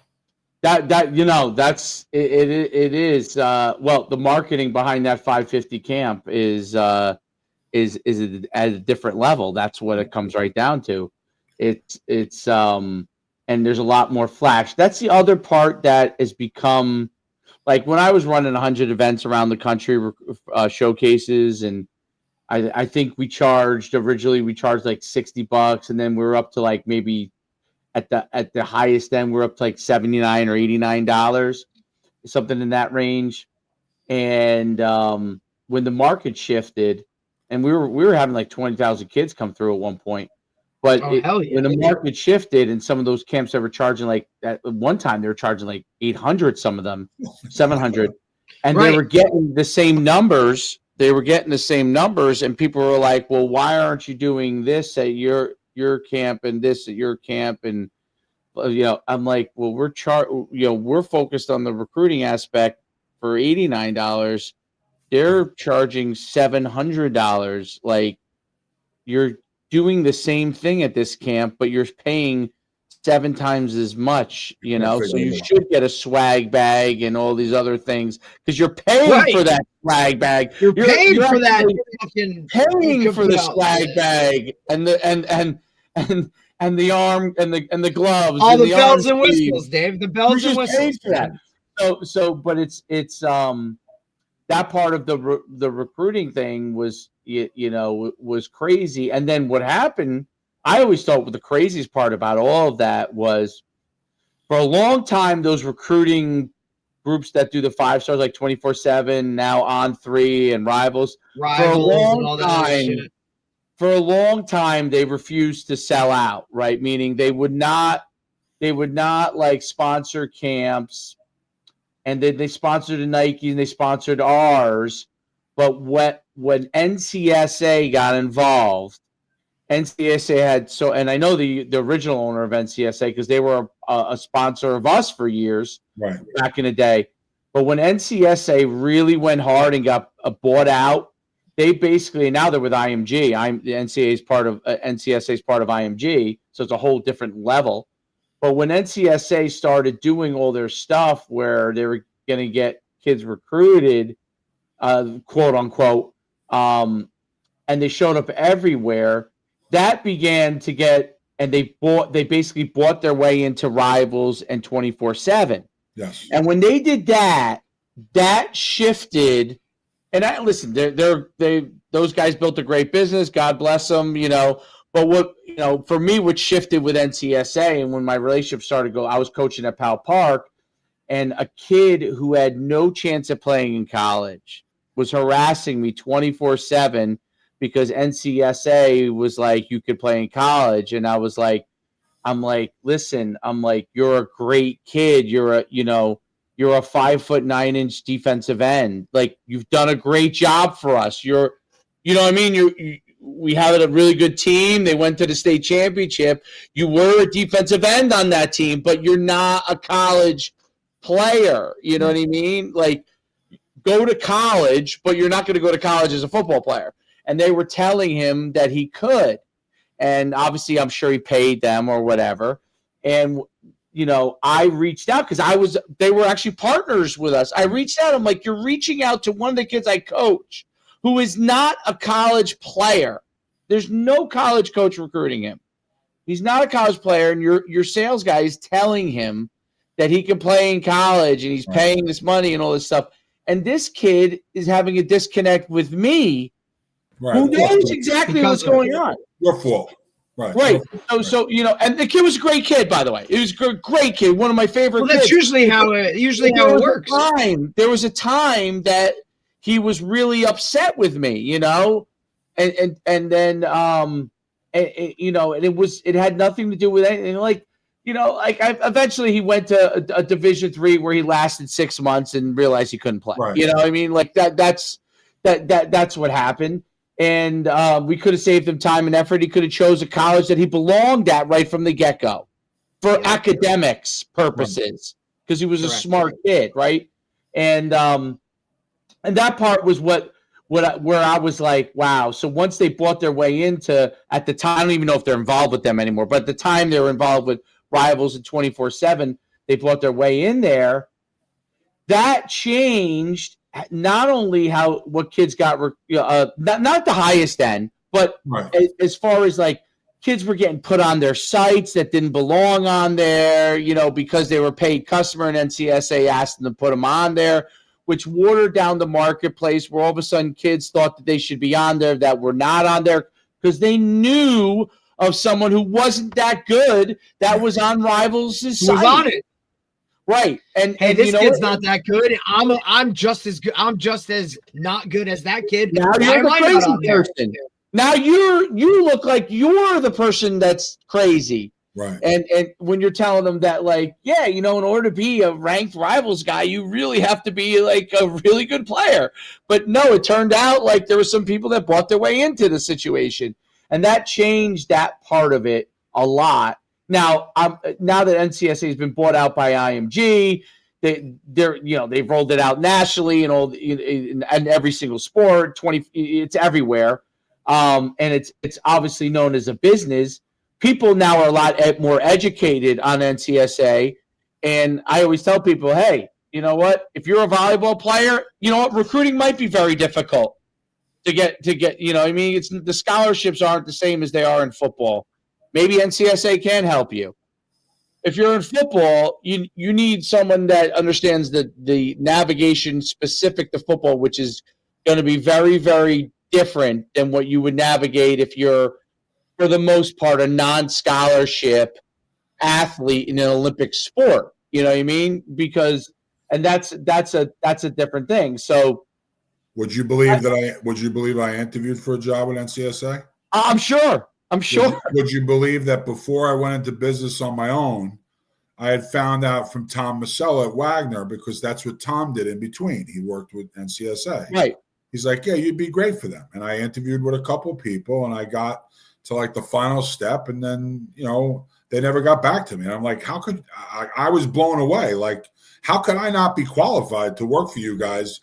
I just got done being a college head coach for 10 years. Yeah, Like, that's why I went off on my own, Dave, because I got people jobs at NCSA. I felt insulted, actually, to be honest with you.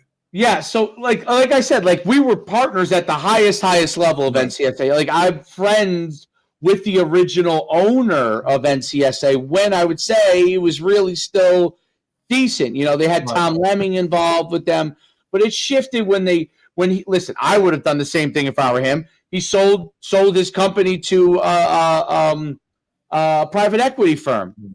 He should. It was a chance for him to cash out, right? And what he had built a nice business. And at the time we were partners with them, they did a great job. It just shifted. Like I remember, like all of a sudden they were telling me I had to do certain things, and I'm like, nah, that's not going to be me. Like I know you guys are giving me good money, but that's not going to be me personally. But it's interesting because even after that, I got people jobs at NCSA because they were probably one of the few recruiting services that has probably the only recruiting service in the country that has the capital to pay full-time employees on a large scale. But sometimes they have people that are really just salespeople, not actually people who are knowledgeable in the recruiting process, posing as salespeople.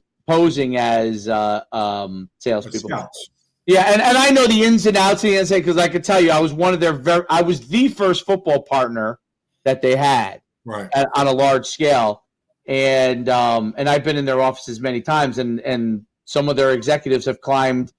I don't want to say names, but have climbed to the highest of highest ranks within football, and some of the things that they've had to do it. I think compromise a lot of things. So it's neither here nor there because at the end of the day, I've had parents tell me, "Well, your camp's $79 and theirs is $379." So what you're saying to me is that's a better camp because it's $379. Are you kidding me? The best is then I'll say to them, okay, so I'm going to ask you 3 questions and you give me the 3 answers. For $379, did they give you a swag bag or a T-shirt? Oh, no, they didn't give us a T-shirt. Come and think of it, I didn't even think about a T-shirt. Okay, great. Did they do testing numbers? Yeah, they tested us, but they never sent us the numbers. Oh, really? Honestly. And then, okay, how about the big piece? The college coaches. They had 17 coaches on the website. Right. Oh, we only saw 2 schools. Oh, sorry. So you paid $379 for that, and you could have come to my camp. You got verified digital numbers from real coaches, head coaches, assistant coaches. Seriously? You're saying that's better? So you're saying a Rolls Royce is better than a Buick? Well, I'll tell you something. I think Derek's here. We told the story. When I first left corporate and then started coaching high school, I sat at where I played at when I was in high school, Saddlebrook. Was my first assistant coaching job. And I decided I was going to run a speed camp for all the kids, for free. Right. And, because I was a track athlete, very high level. And I started coaching my father there. And I was like, I'll run, for any app. And I made it for free. How many kids signed up? You know how many? 0. So next year comes around and I'm like, you know what? I was already kind of starting to, I'm like, I'll charge. I don't remember what I charged. Maybe it was like $99 or something. I'll run a speed camp and I'll charge $99, I had 150 kids sign up. So that tells you, by the way, it would have been the same speed camp, whether it was the one the year before, it was the same exact thing. But because I put a value to it, and this is Saddlebrook, which is middle class. Yes, it's not, you're not talking about, Franklin Lakes where everybody's wealthy and that's what they expect, right? I knew you were Lakes. I knew you were going to say Franklin Lakes. yeah. Of course. Well, what else is there to say? But yeah, Saddlebrook. Listen, you could make the shift out here. I thought you could have said Rumson. Well, yeah, exactly, right. But that is part of it. There is like a psychological. Right. I get what I'm saying. That parents are cultured that if it's for free, it's no good. then it's no good. You know, where we grew up in an era that people did stuff for guys for free because they wanted really like it mattered. Yeah. And listen, and I can tell you this because I'm a volunteer coach because I coach my son's team. Right. You know, and people have more respect for me because I've been a coach in high school. But for the most part, you know, when it comes right down to it, like you're a volunteer, so you're not a paid coach. So if something ever did go wrong, you're going to be treated as such because you're unpaid, right? So that's the interesting thing, and so it goes to your point. There is some sort of psychology where, like, when they're comparing these things, it doesn't always make sense. No, but you're right that, like, some of them will value the fact that they're paying more than something that they're getting maybe more from that they're paying less. And you're right, it's the Rolls Royce thing. It's like, is a Rolls Royce a better car than? I mean, we were bringing in the same people that work at the NFL Combine. They were setting the same setup. Yeah, Mike Weinstein. Mike. Same one that is at the NFL Combine. And we were charging $150 less than the ones that were just doing handheld times. Yep. Some of them didn't even do handheld times. It was like, okay, that kid looks like he's 5'1". That kid, we really like that kid. He's a 4'6". Yeah. That kid's going to be a 5-star, so we're going to make him a 4'4". We're going to make him a 4'4", like random numbers and shit. So, you know, I just, for the life of me, I struggle with that. But once again, it's the same reason why they go to, like, if they could go to, I think this is the same exact rationale. If I could go to, let's say William Patterson held their prospect day, right? Right. And Rutgers held a prospect day.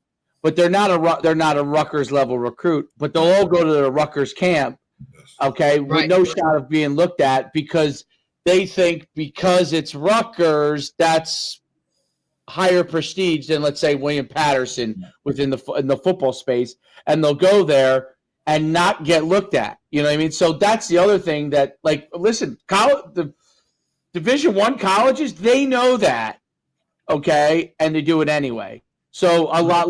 Lineman camp with Chris Snee. Yeah, great guy at William Patterson. Yep. And we did it, and we figured we'd get 300 kids. And we did that camp at William Patterson, got like 35 kids. Well, they did, a company like that did a camp with a pro at Giant Stadium, but the pro wasn't as good as Chris. Like Chris is a great guy. Great guy. Great guy. Was the other guy couldn't even touch Chris's shoes, but they did it at the stadium. They got over 500 kids, and they charged $300. That works. Yeah, that's one of the things I've learned in business. That's what I would say. That's one of the things that I did learn, which is the hardest thing. Like, for coaches and people who are coaches, it's the hardest thing because you coach because you want to get the kids better, right? That's where your heart is in it. And that's one of the things that's changed across coaching, by the way, even at the Division I level.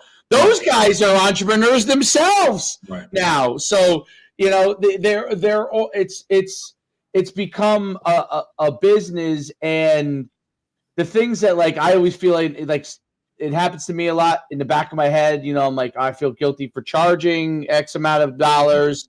You know what I mean? But if you don't do it, someone else who's not as good as you will. He's gonna. And they're going to get that client, and then you're going to be like, wait a minute, you know what I mean? Like, I know more than this person. I can help you more. And that's one of the strange things. And there's a balance of, like, what can you charge versus what you can't charge, like how much, what it could be. But there is a lot to that. And I think that it pervades, it's come all the way from the NFL down, right? Like, you go to MetLife Stadium, right? And there's regular seats, but then you could get the VIP experience, right? That's a totally different realm. Like, then you could get above the VIP experience when you're down on the floor level and you're getting all the food served to you as an elite, like, you know, customer of MetLife Stadium, right? So there's these tiers that have been brought into it, and now it's obviously in college, right? Especially at Division I level. It's in college. It's in recruiting. It's in how you hire your brand of college coaches. I mean, how many times do these guys make mistakes over and over again as head coach? Because are they hiring the best guy, or are they hiring the brand of that guy? You know, like hiring who that guy poses. I never thought Brian Kelly. I think Brian Kelly's a great football coach. Okay. I don't know about him as a person. I've heard a lot. I know a lot of people that know him that, you know, there's a lot of mixed reviews from that standpoint. I don't know him at all. But I never thought – I thought Notre Dame was a good fit for him. I never thought he would be a fit at LSU. But the brand of Brian Kelly's success at Notre Dame got him hired at LSU, right? And to me, like that's part of a lot of what's going on, even in college football. Some of these guys hire the right guy. Some of them hire a guy that they think is the brand that they think is the right guy. They think is the right guy, and it doesn't work out. And there's so much money in college football at the highest level. Obviously not at the division, but at the highest level, that they'll burn $80 million. Yeah, exactly. They don't care. They'll burn. Yeah. Jerry, we're the dumb ones, I guess. We're the dumb ones. You know what I'm saying? Like but they'll burn $80 million. You know, and I say, who's the next guy? Those guys who have been willing to do what they've done to get to the top, and obviously they're all, you know, to become a head coach at the Division I level, you have to be a great coach. It's just because you lose doesn't mean you're not a great coach. Right. Just you may not be the right fit at that place. But those guys are all great coaches. But I think they all look at it now when they get to the top level. Not a huge buyout. I'm going to roll the dice. If I succeed, if I don't, I'm good. I got $50 million. I don't got to work if I don't want to the rest of my life. If I do want to, obviously most of them are lifelong coaches. They'll figure out a way to get back into it. But they don't have to worry about one hit. You don't got to worry about money for the rest of your life. Right. One hit, Dude. one big time coaching job, succeed or fail. Best job in the world. Fired high level football coach. It's better than the CEO of a company because you really don't have to do shit. Well, now it's insane the amount of money that they're throwing around. I mean, it's absolutely insane.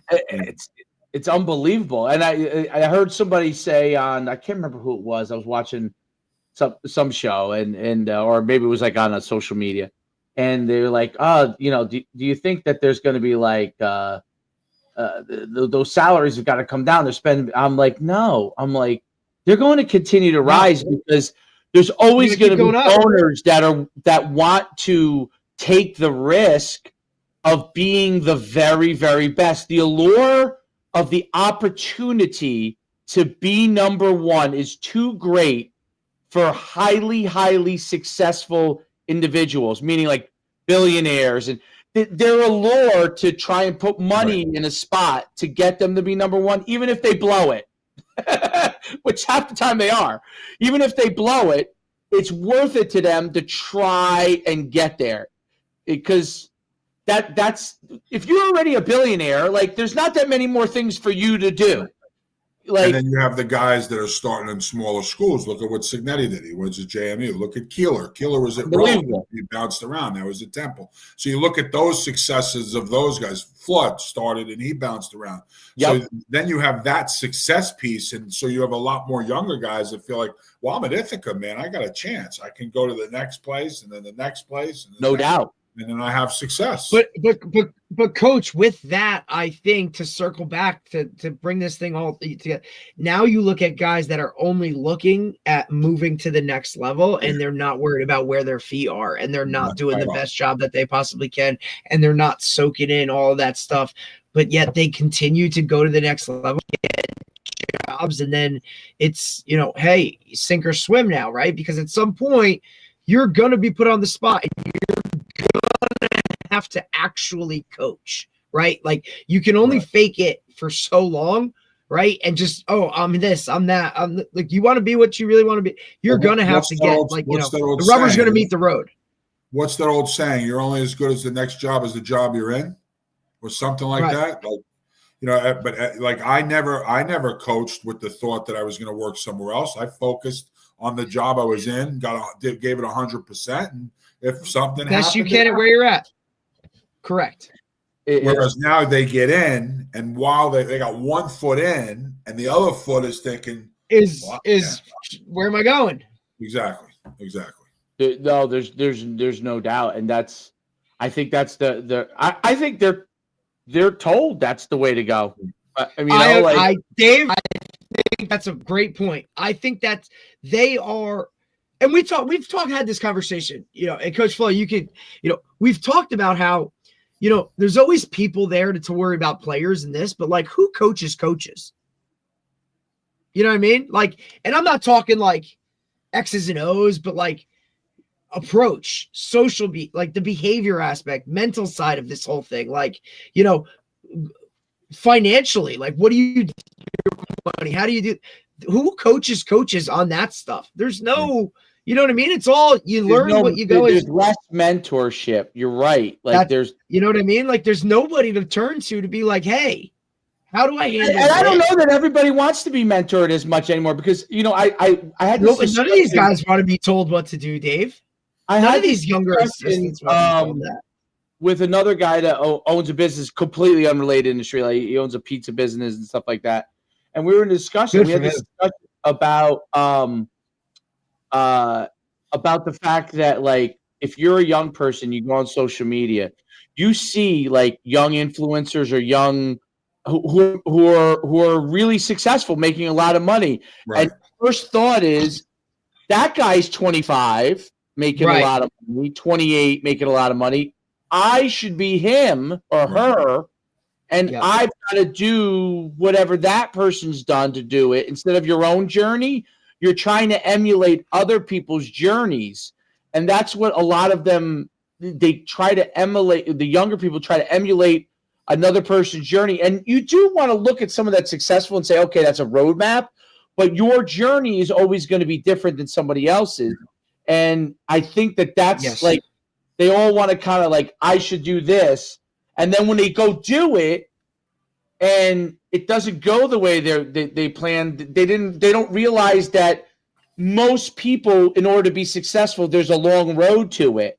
So they give up, right? So that's why I think a lot of guys in college coaching, they're told, hey man, in order to get to this level, you gotta be in a different place every year for the next 5 years, and then after that, you can evaluate where you're at and then decide where you go. But for your next 5 years, if you're at Rutgers this year, then you should be at Susquehanna next year. You should be at, you got to be at 5 different places in 5 years in order to have a chance to rise. And I think other young coaches or maybe like 30-plus-year-old guys are telling 25-year-old guys, that's how I did it. You got to do it that way. If you don't do it that way, and I think the people that are most affected are the players. Like when Tom Brady says the players are not like quarterbacks are not as good as they developed or whatever. Yeah. How could they? How can they get developed if you have a new coach every single year? It's impossible because they don't know you that well. Right. You develop people over time, and yes, maybe you're not going to be with someone for 5 years, but several years of development, you can learn about that person and you can develop them over time. You can get more knowledge into them and you can get more skill sets into them. But if you have a new guy every 6 months, like you're basically stuck at ground zero. You just develop a relationship, man. Like, you know what I mean? Like those relationships with my coaches are some of the things that have literally formed who I am as a person, whether it be middle school coaches, high school coaches. And look, Dave, I've referenced this a ton before about, I was fortunate in that I was coached by really high level coaches when it came to the sport, and like men, like they coached the full person. Right. And I played for some of the best. But those relationships are some of the things that literally formed who I am. How do you develop that with somebody who's there for spring ball and then gone? I don't see how you could ever make a connection to want to play or do the things that football requires, because that shit's hard, man. And if that guy pushing you, like, he's pushing you for a reason, but if you don't have something with that guy, like, you're just not going to get to that level that's needed to be a really good player and be successful. I don't know how you could do it. That's why trainers have become this big thing, because dude, strength and conditioning guys that spend all of that time, stability. They're looking all of that time with them too, right, Dave? Right. Like, they're with those guys. Well, it's the one stability person they have, because they don't have stability anymore in position coaches, or it very rarely. I mean, there might be instances they do, but very rarely do they have that. Listen, when I was in college, I mean, in my 5 years, I had 3 different position coaches, right? So that was when people 2 head coaches, right? I had 2 head coaches, and my head coach was 5. The guy who recruited me, Tom Jackson, just died this past year. He was 5. Actually, I think he's the second winningest coach at UConn. It wasn't that he didn't win; he didn't win enough. Right. And UConn was, by the time I was a senior, they were going to Division I the next year, and 2 years later. But they had the first class was the freshman when I was a senior, and they needed a guy like Skip Holtz to be able to take them to that next realm. So they didn't think Tom Jackson could do that.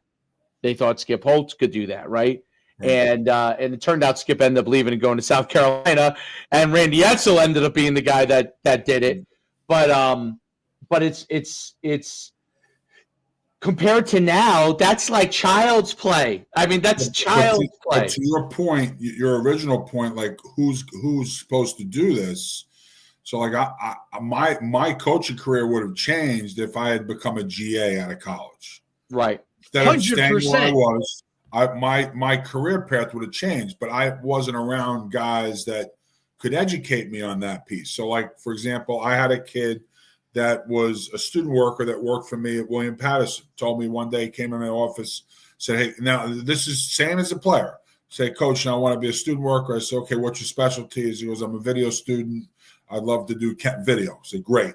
You can do all the videos." So he filmed all the end zone shots of all the games. And slowly but surely, by the time he got done with me, we made him like our video coordinator. So he was on all the NJAC calls and he did all that stuff. I let him hire the staff. He ended up hiring 3 kids. They were all on work study. So I was big on because I didn't have that. So to your point, right. You didn't have any of that on staff, right? At William Patterson, like that wasn't a part of the kid. Right. No, my point, Derek, is I didn't have that cultivation coming out of college. So otherwise, I would have made the jump, but I didn't make the jump. So I was fortunate. I was fortunate to have between 8 to 10 student workers a year at William Patterson. That was my goal. Yeah. And I had different kids. I had a DFO. I had someone doing strength and conditioning, someone doing nutrition. Right. Like they all had different departments. Goals. So this kid in particular, a great example is Dave Maltese at the time, alum of William Patterson, was with the Giants. There was an internship program. Anthony signed up for it. I never forget, spring break, he went and interviewed for the job. He was on his way back to the campus. I was in the office. Dave calls me on the phone and goes, "So listen, we got to hire one candidate. I got 500 applicants. He's the first one we hired. We want to give him the job. He's that good." Because Dave knew that we were cultivating kids for the next step because that's our job. That is so he came back. We sat in my office, and he was concerned. He had a job in pharmaceuticals in Denver that he could go to, or he could live at home. Money job. Go to grad school and volunteer with the Giants. So I said, "Listen, I'm not going to tell you what to do, but if I was given this guidance when I was your situation, I'd go with the Giants then." Yeah, buddy. You could still live at home. Your mom and dad let you do that. You go to school. You at least say, and I said, if you do half of the job you do here for Dave, he's going to hire you. So he went. He killed it. I remember Dave calling me after a couple of weeks saying, "This kid's amazing." We put him in charge of all the interns. And he did such a great job. So unfortunately, when his internship was over, there were no jobs. So he was frustrated. I got him in touch with Coach Priori at Stony Brook because he was different guy was there than the guy that's there now. Yep. And he hired him as his video guy right on the spot. Used Dave's recommendation, mine, hired him on the spot. He's there for 2 months, Dave. I get a call from Dave Maltese saying, listen, we got an opening. He goes, we got a guy that just went to NFL Films. We have a job open. I said, I'm in. Can I apply for the job? I said, I don't understand my video. Can I apply? You call me because you want me to get the job? He's like, no, I'm asking about Anthony. I go, I know he's at Stony Brook. I said, I'm sure he would love the opportunity. So he called him that night. Anthony calls me and says, Coach, I'm working for the Giants now. Like, there's no interview process. He just hired him on the spot. Right. But the moral of the story is, you know, in the NFL system, it's less years for a pension. So I think it's 3 years or 4 years or 5 years, whatever it is. He spends X amount of time in the NFL. He's in his late 20s and he leaves the NFL. Goes to Rutgers to work for the state of New Jersey, and Greg worked for him for a number of years. And now has since left, and now he works for Exos, which is the company that everyone deals with. Right. Moral of the story is he's retired from the NFL on a full pension. He's not even 30 years old. He worked for a state institution. Now he works for the company that deals with it, all because he took a chance, but because it goes back to your point, it goes back to us doing our job to guide him. Guide him. And I got it. And that's, to me, those are the best success stories. Yeah, I would love to have beaten Jerry in terms of wins. Like, if there was an opportunity to beat anybody, Jerry Gallagher was the name, and I could have, except for the 0-10 season I had in my last year. But at the end of the day, the thing that I rally around is, like, I got a kid that's at the Dolphins now. He's in his 18th year as equipment. He was my equipment guy. He's in the Dolphins 18 years. He was a William Patterson. Give me that job. Give me that job all day. Like that's the thing. Like, Rob Schultz was our equipment guy. He bounced around. All these guys that we helped kind of get to the next level, but it goes back to your original point. It's our job to help. And I didn't get that guidance when I was in high school and college. And that's why I did what I did, because I thought that's what the right thing to do was. No doubt. The mentorship and the helping them along and guidance in what they're going to do is the key. And I think that part's big for the younger guys. Some of them don't want it. The ones that do, you know, it definitely will help them. Lou Porciazzo, who played for me, great example. Lou Porciazzo played for me my first year in 2008, a 5'7", 200-pound center from Colonia. Like, you're talking about a guy that's a great kid, was a movement science kid, was a captain. I made him a captain, never played, but just a great kid to have on the roster. Well, he goes and bounces around U.S. Olympic Committee, Colorado State. Now he's at Michigan. He's been at Michigan for X amount of years. He doesn't work in football. He's like an associate director for performance. I mean, he was up for a job at Northwestern recently. They were going to pay him double. Michigan didn't want to leave. They paid him double. So he's like one of the top 5 strength coaches in the country, and he got a degree from William Patterson. All because of a conversation. I'm going to give you some advice. This is what I think you should do. Absolutely. That's to me, that's our legacy. That is. Yeah, absolutely. It's what we do for our kids. Dave, you just saw, Dave, when you went back, you know, to Palisades Park for your, you know, into the Hall of Fame, and what some of those kids are doing, you know, based off of some of those, you know, teams that you had, you know what I mean? Like the emails you get 5 years after you coached a kid, like, you know, hey coach, I just graduated, I'm getting married, would you come to my wedding? Like, you see the success stories and what you put into it. That's what keeps me in it, you know, because there are some days when it is tough and you're trying to go through it and you're just saying, dude, like, and you try and tell them too, though, right? As a high school kid, you know, their whole life is centered around this sport right now. And you try and get them to see the big picture. Like, man, just understand, like, this is a blip on the radar of your life, right? Like, I know it feels like this is everything right now, but it's not. And I know you hate me right now for making you tuck in your shirt or for, you know, pushing you to this level or whatever little shit it is. But at the end of the day, man, like, I'm telling you, you're going to thank me, right? Because some of the best coaches I had were guys when I was playing that I couldn't, you know, you couldn't stand them because they pushed you to a level of discomfort that really, like, formed and shaped who you were. And that's like, so this is a calling. Coaching is a calling. I don't think you can force yourself into it. Like you just got to be, it's just there. So Coach, we've taken up way too much of your time, but I appreciate it. I know Dave does, man. Like I really appreciate it. I have nothing but the utmost respect for you from every facet in terms of when I played, as a coach and a player, you've always been there as a mentor for me in any way, shape, or form, always asking, answering questions or for whatever road or whatever crazy shit I brought to you. But I appreciate you taking the time, Coach. Yeah, no, this is great. Now I get the whole D&D concept. Like you guys, like you should be D squared. Is what you guys should do, man. Let's definitely stay in touch, and if I can help you guys any way possible with anything, and we can, do something together, I'd love to. But this has been great. I'm honored. Honestly. No doubt. Thanks, definitely. Coach. All right, Coach. Have a great day. Yeah, you too, guys. Take care. All right. Take care, buddy. Thank you, Coach. Yep. That was phenomenal, dude. That was really, really good stuff.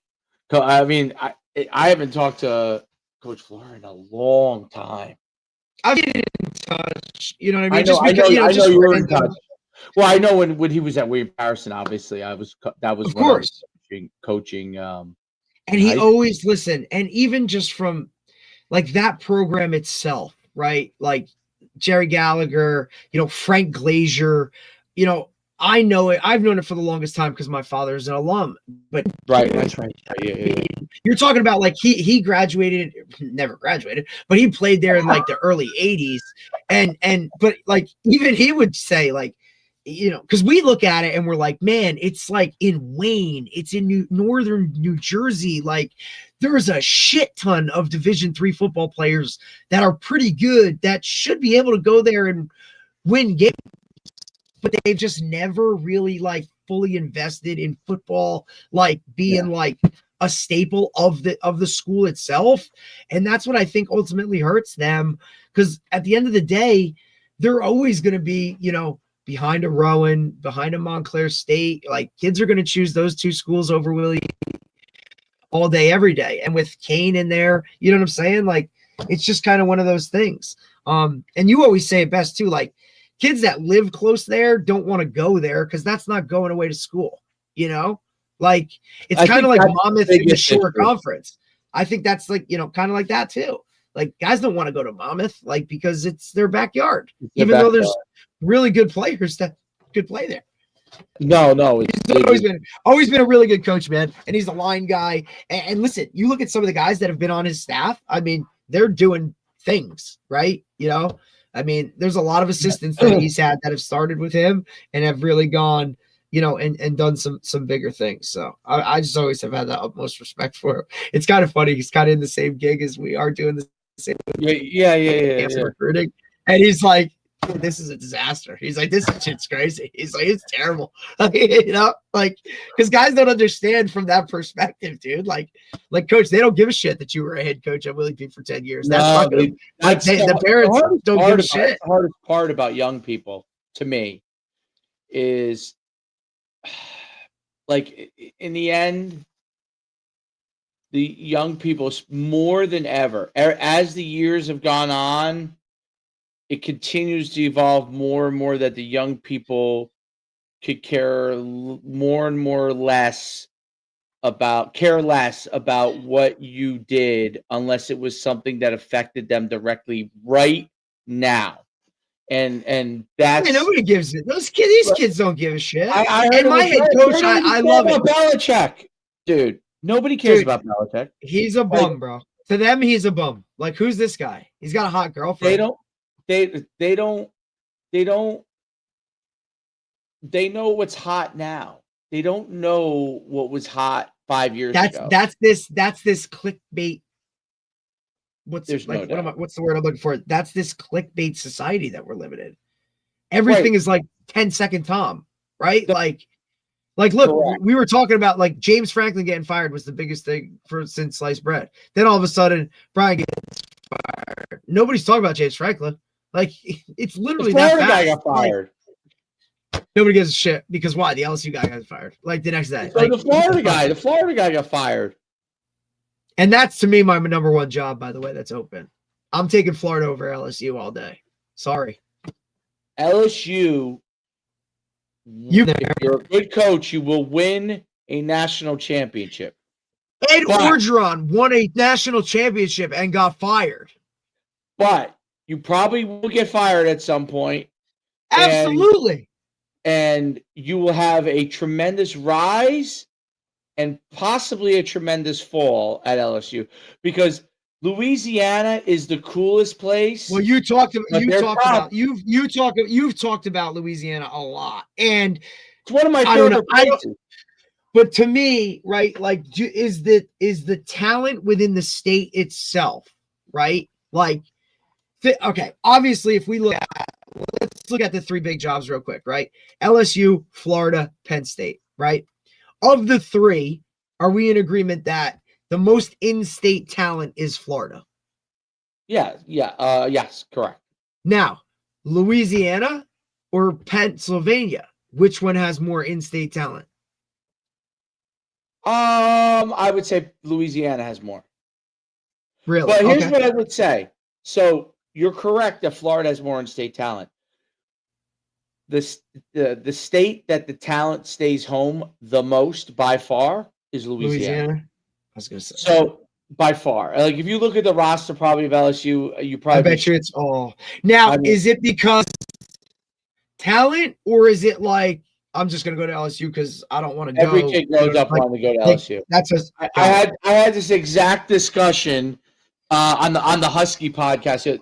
So the guy who was the voice of the Huskies for many years, he's on with us, and we were talking about the Brian Kelly job and Brian Kelly firing, and I said, I happen to have it's not that I lived there or anything, but I've been in Louisiana so many times, like dozen plus times. Yeah, you've told some stories about Louisiana. I actually know an unusually large number of people in Louisiana for a person that lives where I live, which is New Jersey. So I have friends. That's not really a state that people are flying. People aren't going to Louisiana to be like, hey. And I've been to places in Louisiana that people do not know about. So, so what's everyone's been to New Orleans, but I've been to Baton Rouge, I've been to Lutcher, I've been to what is Shreveport? I've been to Shreveport. Let me describe Shreveport to you. You pull into downtown, okay?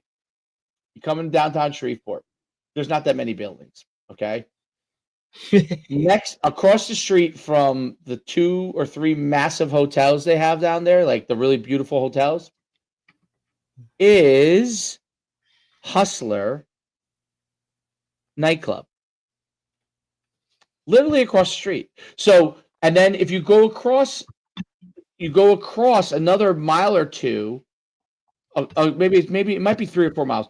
You go across this river, and there's the casinos in Shreveport on the river, which is the town next to Shreveport. It's a city though, and there's these couple of casinos, which are, by the way, a ton of fun, and it makes no sense.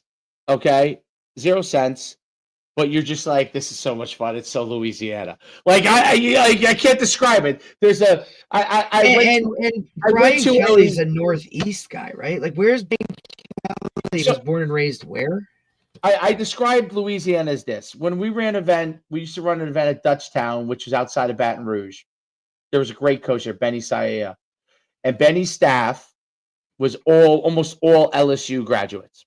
In Massachusetts. Landon Collins was at that camp. Okay, so who played for the Giants. So his staff, we get done with our camp, and these guys played it. The one guy was like 6'7" offensive lineman. Was a high school coach, and they're like, "Hey, meet us here for food." So we go to this place. It was like Louisiana Cajun food and like crawfish and like food and balls and stuff. Ate that, great time. And he's like, okay, go home, get showered up, meet us here at like in an hour. Go get showered up, meet us here. And when we drive, we go all hop in the car, and they're all in trucks and stuff, and we have our rental car, and we hop in this car, and we're following them, and we're like, where the hell are we going? We're already in Dutchtown, Right. which is off of. It's not in Baton Rouge. That's like a suburban, like kind of, very powerful football program, but like suburban of Baton Rouge. We're already off the beaten path to begin with. So now we drive 30 minutes, okay, and we come up on this barn, huge barn, and there's cars all around it. They're like, we're here. I'm like, we're here? So we all go in, and it's a nightclub. It was a nightclub, a barn that was a nightclub. They had a bouncer, they had a club, it was a bar, and it was a phenomenal time. I mean, phenomenal. Like, you thought time did not exist, right? And then we were like, I don't know how to get home from here. Right. Okay. They're like, you can follow me until I have to pull off to my house, which was halfway, but like, just go straight, and all of a sudden you'll see lights, and you'll know where you are from there. You're like, okay. But I mean, like, there were no lights, when we drove through, like nothing. It was dark. Like, I'm not from Louisiana. Like, the guys who were with us weren't from Louisiana. But the guys from so we had we had a fabulous time. It was a great. I've had several of these Louisiana stories. That's just one of them. That's just one of probably 20. Okay. Wow. And yes, and every time was different. Every time was fun. Every time you were like, what am I getting myself into? Kinda. You don't really know. Right. You're kind of just like going through the motions, and then all of a sudden it's like, wait, what? Another time we were in Baton Rouge. We went with a guy who now used to coach at my Louisville. I think he was at Florida. I can't remember exactly. He's at a Division I school. Guy was an OC at became a head coach at a JUCO, but at the time he was an assistant OC at a high school.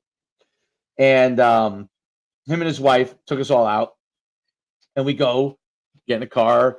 We go under this underpass. Baton Rouge is like a big bridge between Baton Rouge, like going into Baton Rouge. So we go under the bridge, and we're just driving, and it looks like we're going to like this industrial. I'm like, yo, where are we going? So we drive 30 minutes to this like industrial thing, and pull off to the right from this like a big industrial like factory thing. Okay. And I'm like, I don't even know. And there's bar there. And we're at this bar, and it's packed with people. Of course it is. Like, our video guy is there. He's God rest his soul. He passed away. Unfortunately, he committed suicide.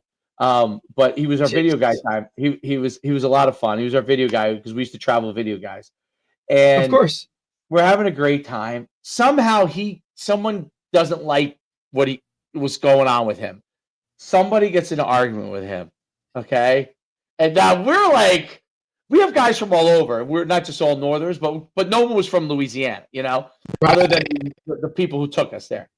And we're like, it looks like we're about to get into it, right? Like get into a fight. Right. And my guy's like, yo, it's Louisiana. Like, people carry, you know what I mean? So right. Like the guy who's with us, and we're like, yeah, we're not thinking that way from here. Guys are like, all right, we're out, So we get out. We're like, we'll see you tomorrow at the camp. He's like, yeah, we'll see you tomorrow. So, but it was like every time was fun. It was wild. It was like adventurous. We did some camps in New Orleans. That was fun. But like Louisiana, they want you to be part of the community, period. End of story. Correct. They want you to come out with them. You got to be willing to go out with them, have a good time, laugh, be a little edgy, no matter what your personality is. Even if you're straight-laced, you still got to go spend time with them, right? Right. And that means you're one of them. They want to know that you want to be one of them. And if you do, you're in, dude. Like, I can tell you, I'm friends with guys to this day from being down there. Yeah, so, right. That's just how they are. They are. I could call, the guy who used to, they're probably at their fifth different school by now, high school wise, but because those guys, the really good ones, go to the big schools to get paid. And, I could call him up right now and be like, hey, these guys are legendary coaches now. Like when we were with them, which is 15 years ago, they were at the beginning of their career. Now they're legends. I knew they were going to be legends then because they were good then, but now they're legends, right? They're legends in Louisiana. And I could call them up and they would be like, "Hey man, if I can't host a camp, I'll tell you where you can go." Like that's who they are. That's how they are. And that's how that's what makes Louisiana unique and awesome. And but also tough, right? Because now, if you're not willing to do that, you're going to have a hard time. If you are willing to do it, you get in and you're loved. They're like family. Then they could also turn on you. You know what I mean? So that's it. Like it's take the good with the bad. I think it's a great place to be a head coach. You just have to be understanding that you got to know the culture. It's that Cajun culture, that French culture, that American culture. It's all of it mixed into one, and different. It's totally different, but totally awesome. But it's not for everybody. Absolutely not. It's an acquired type tape. Well, it's you would like I never thought he was the right fit there. You would love it. You know what I mean? Like, never thought he was the right fit to do that or be there. No. You would love it. Like, Nick Saban, amazingly, is a great fit because it's the same reason why Nick Saban fit in Alabama. Alabama has a lot of similarities from that standpoint. Like, they want you to be part of the family. They want you to be part of what they're doing, Right. And Nick Saban understood that assignment at LSU. He understood it obviously at Alabama, which has more tradition than even LSU. And that's why people are like, "Oh, is Nick Saban going to get offered the job?" I'm sure the last one they might offer him the job. I don't know. He ain't taking that thing. Absolutely not. No way. But I could see them offering him the job. Definitely.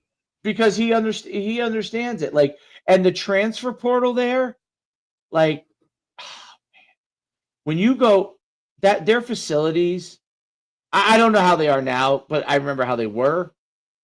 I mean, I had never seen anything like it. I'm not just talking about like football was great, unbelievable. Stadium's unbelievable. The freaking tigers outside the stadium, Derek. I know. There's a live goddamn tiger, dude. He's a live tiger. He's got his own. That's why they always talk about playing there on a Saturday night is a really difficult place to go. Dude, the tiger lives right outside the stadium, dude, in his own zoo environment. It's unbelievable. But you go and you look at like the basketball facility, the track facility, the baseball gymnastics. Jesus, they were leaking stuff today that he was messing around with a gymnast. What the fuck are you doing? Wait, what? Really? Who was Brian Kelly? Brian Kelly was messing around with one of the gymnasts. That's why so many articles was like, somebody should pay this gymnast his buyout money because they just saved LSU a bunch of losses by messing around with him. Well, I guess Belichick started a trend. Old guys with young women. So Bobby Petrino. Yeah, well, Bobby Petrino was an innovator. But Belichick started the originator. The originator. He was the originator. He was the OG. Belichick just took it to a different level. Yeah, he took it to a different level. Bobby Petrino was way ahead of the curve. He was so far ahead. Way ahead of his time. He's like, yeah, let's throw this chick on the back of a motorcycle. This is a smart move. Bobby Petrino, he's back, by the way. He's back calling plays for fucking Louisville. Bobby Petrino. Can't make it up, buddy. Sometimes all right. Can't make it up. Are we on tomorrow? Tomorrow, 10 a.m. Yeah, tomorrow, 10 a.m. We have Chris Kerr, who is the director of sports performance of hockey at Liberty University, and he uses Tony Holler. It's sprint-based hockey. Really? Yeah. So, and he's a Jersey cat, so he's all juiced. Okay, dude. We haven't had a guest like this in a while who's literally been messaging me like every day, juiced on, like, because we're Jersey guys. He grew up in, I believe, Sparta. Oh, that's cool. That's and he's like, dude, I love it, but I'm never going back. Like he's like, hell no. Yeah. We got a couple good ones. Actually, and then even for Thursday's good too. Yeah. And then Thursday, Collier from Florida. We have next week is really cool too. Next week's coming together. We have actually Max Brown, right? Does CBS Sports now. He's a former USC. Yeah, he's coming on. Yeah, he's great. He's great. And then Thursday we actually have Goodell, son of Goodell, the wrestling coach at Rutgers, his son, who was a walk-on and just finished his career playing at Rutgers as a receiver. So very cool. Yeah, man. I had like Dave. It was funny because today, like literally, like 5 different guys who I like have messaged like months ago, like literally hit me up and apologize. We're like, hey, sorry, I'm not good with DMs, or hey, man, I'm just seeing this now. I mean, these are things like I put out months ago, and now it's all coming back around. And I'm like, all right, man, like, yeah, let's get it done. And they like even Max Brown. I'm like, dude, you're like working, like you're calling games for CBS college football. Like, his journey is a wild journey. That's what I told him. I'm like, hey, like I kind of laid it. Big time recruit. Yep. Yeah. And that's what I said. I said, are you willing to are you cool like talking about it? Absolutely. Let's do it. All right, cool. Oh, he's great. I remember when he was a recruit. That was during the heyday when I was doing my stuff. He was a big time recruit. Big time. Yep, no doubt. Yeah, so I'm excited to talk to him and a couple of these other guys. I'm curious about this sprint-based hockey shit tomorrow. Like, dude. No, yeah. By the way, I want to tell you, because now that our season is over, I did as much sprint-based stuff this year as I could with my team. Yeah. And I think it really helped. So I think it really helped. I feel like, dude, I'm so like we were this track consortium that in December that I'm gonna hit up in Chicago. Like, buddy, it should be something. Because we continued to get faster throughout the season, and other people aren't, man. Yep, and we almost completely did it. We just a couple mistakes, but those kids got better, bro. We're doing it, Derek. We're way undersized compared to everybody else we play all the time. You've said that from the jump. Like you said that from day one. But because like, hey, we're going to be smaller, but we're going to be better conditioned, or we're going to, you know what I mean? Like, speed with speed. We use speed for everything. We use speed, literally. Like that was my focus on everything was speed and explosion, and try to the beginning of the year when we weren't at those levels, and now as we got towards the end of the year, after 4 months of working with them on it. It's not just the plays, it's the players were getting quicker, more explosive throughout the year, and it allowed them at the end of the season to be at their best, which is when you want them to be at their best. And Dave, they're also healthy.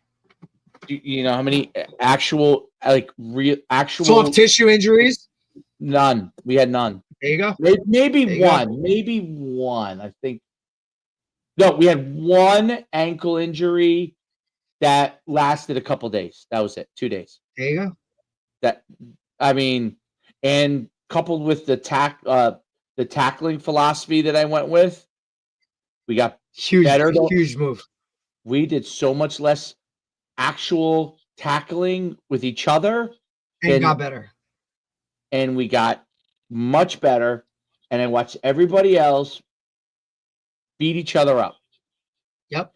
You know what happened at the end of the season? At the end of the season, our guys were still humming along. Yep. And everybody else is they won't say that they're tired because they don't know that they are. They don't know they are. But they're just what happens is kids get tired of, and this goes to high school and college too. They get tired of banging into each other. It's just you get to a wall. You end up hitting a wall. You know what I mean? So, Coach, I agree, buddy. So, but anyway, that's my 2 cents on that. So I'm trying to figure out how to continue to evolve this in the offseason, because unlike you guys in high school where you have them, well, I don't have them, obviously, because they're playing other sports. So we're trying to figure out how we could do some stuff with them in the offseason so they can continue to go on that path. So instead of entering the season equal to everyone, we could enter ahead, So, but anyway, That would that's be not huge. here. If you could figure that out, buddy, I'm sure there'd be a lot of people that would freaking want to know that answer. Yep. That's what I'm trying to figure out from a youth standpoint, because look, I'm going to do stuff for my own kid that I would do that anyway. But I'm talking about my team because they can, they're going to be playing other sports. What can we do with them that can get them to that point that doesn't overtax them, which is, I believe, which is correct, because they should be able to play basketball, wrestle, baseball, Absolutely. whatever. It has to not tax them, but on any load level. Although I will, I'm pointing in this direction. Greg Olson just had Mo Vaughn. Remember Mo Vaughn? Yeah. Oh, yeah. Yeah. Just had Mo Vaughn on his podcast, and Mo talked about, hey, man, if you're not a single sport guy, I think you're falling behind. Interesting. And he's got a 13-year-old baseball kid, obviously. But, yeah, that was what I listened to this morning. What was Mo Vaughn himself? Was he a single sport athlete himself, or was he a? No, I think he played 3. He probably was that, right, because he was that talented, right? Correct. And he said the same thing to Greg, like, hey, you played 3 sports, but he's like, this is a different era with the training and this. And that's what he said. Parents just want guys to play games. He's like, but I look at my 13-year-old son, with baseball, and it's, 2 days of hitting, 2 days of strength and conditioning, 2 days of games. That leaves 1 day for him to just whatever, you know what I mean? He doesn't have time to play other sports. Yes. I do. It was a different take and an interesting take. I think for baseball, yes. If baseball is going to be your one, 100%. You know what I mean? And we could dive into this whenever, but I'm just saying, I just thought that was a different take. But I think because baseball is the one, I think it's a different perspective, right? Well, and Greg said, he's like, look, we were all in the correct. But he said, Greg Olson was like, hey, we used to all be in the same boat, right? When we went from football to basketball, none of us had shot a basketball since the last time we all were together shooting a basketball. He's like, now there's 3 other kids that have only been shooting a basketball, and we're coming from football. And then when we went to baseball, none of us had picked up a glove or a bat since the previous baseball season. But now there's 8 kids in the starting lineup that have been doing baseball while you're doing basketball or while you're doing football, and they're getting better and you're not, and it's like, you're right. He's not wrong. You know what the solution is? But people would be like, this will be the solution, by the way. The solution is going to be down the line. You're going to be taught by AI in 1/5 the time that it takes to go to school now. So what does a kid in high school go to school now? How many hours? 8, 7, 6? What is it? 6? What are they in there from? You figure what, 8 to 3? You will get the same learning in 2 hours. And kids who are athletes. This is it's all going to go to this. Not all. I should say all. A lot of the elite or athletes are going to go to this eventually. They're going to have AI teaching them the things that they need to learn faster than they would learn it in school. And will have more time to train in whatever they're doing. Just like the old gymnastics model. The old gymnastics model. That's what's going to happen because of AI. You're going to be able to learn faster in shorter time, and that'll be interesting what will happen. But the one thing that Mo Vaughn definitely is right on, this is the truth. It is way more competitive than you could ever possibly imagine. 100%. Way more competitive. And yep. I'm not just talking about New Jersey. I mean, I look at the South. I mean, I'm like, oh my God, do these kids even go to school as much as they're training? Doubtful. At all. I don't think you can do all the things they're doing. Listen, I got to tell you this before I let you go. I think you'll find this funny. I have rewatched what Gabe Kemp used to do when he was younger, because he's ended up being so quick with his feet. The greatest thing about him as a football player is his foot quickness, right? And I'm watching all these things, and I'm like, you know what? Shoot, I'm just gonna start doing those things with my son. And Might as well. and you know what? Because I'm like, you know what? If you don't develop quick feet, like You got nothing. you got nothing. Like I could develop speed over time and still not have quick feet, right? So Correct. I could develop a sprinter per se, but they may not have quick feet for a sport like football or basketball. So I said, you know what? I'm going to develop quick feet. I'm like, Gabe Kemp was, or I guess his dad was onto something. Amazing. You know, so I'm like, I pulled up the stuff and I wrote it all down. I'm like, these are good. These are the drills I like, and these are the drills I think can work. So it is amazing. You could always learn. You could even learn in the reverse fashion from someone Damn right. much younger. Because when you see someone succeed in that, and obviously he has a lot of talent. There's no doubt about that. Well, that's the Yeah. I mean, that's the kicker. But you know, they're like what you train your body to do is what you'll do. So. You Yes, can get sir. better at it. Like, I don't know, you know, I'm taller than you, so it's going to be hard for me to turn over the way that you could turn over in the short run, but I could train to get better at it, to get Correct. closer to how fast you could turn over, And right? that's his only sport, right? I think that's his only sport. Yeah, I wasn't sure. I didn't know. Is that all he plays? Maybe he runs track. I think that's maybe. I mean, I'm sure. I would like to see if he did something else, but I mean, I know it's a hell of a start to the career. Oh, and you got Mid-North, Mid-South, first round of the playoffs. Oh my God! So they're playing each other and Thanksgiving? Yep. When is that game? Friday night. Oh my God! At South. I was gonna ask you. I was like, I'm buddy. going. I'm gonna go to that. I don't know which side I stand on. Right down the middle, buddy. That's it. That's in the middle. Obviously, we would, if we go to public school, we'd be going to South. So I know somebody. I know both. Oh, you know who I saw yesterday? I saw Killian and I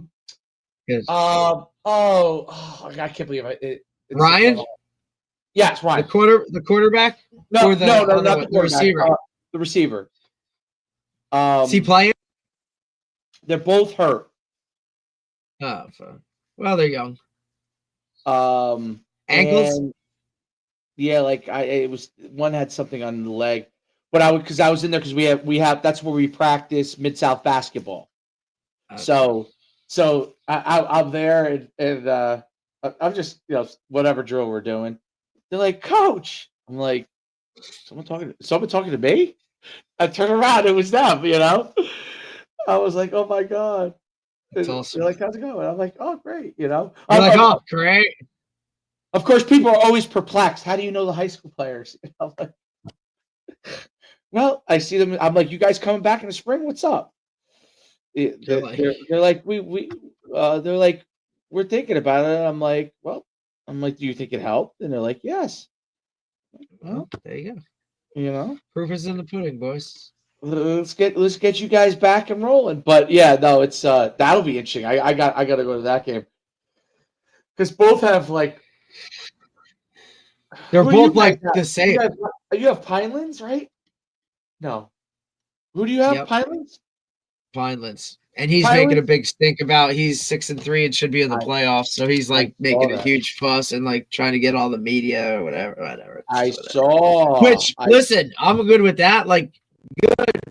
Have your team focused on that so we can come in and, you know, do what we hopefully do and then collect equipment and be done. Oh, all right. I'll see you tomorrow. See you in the morning. You got it.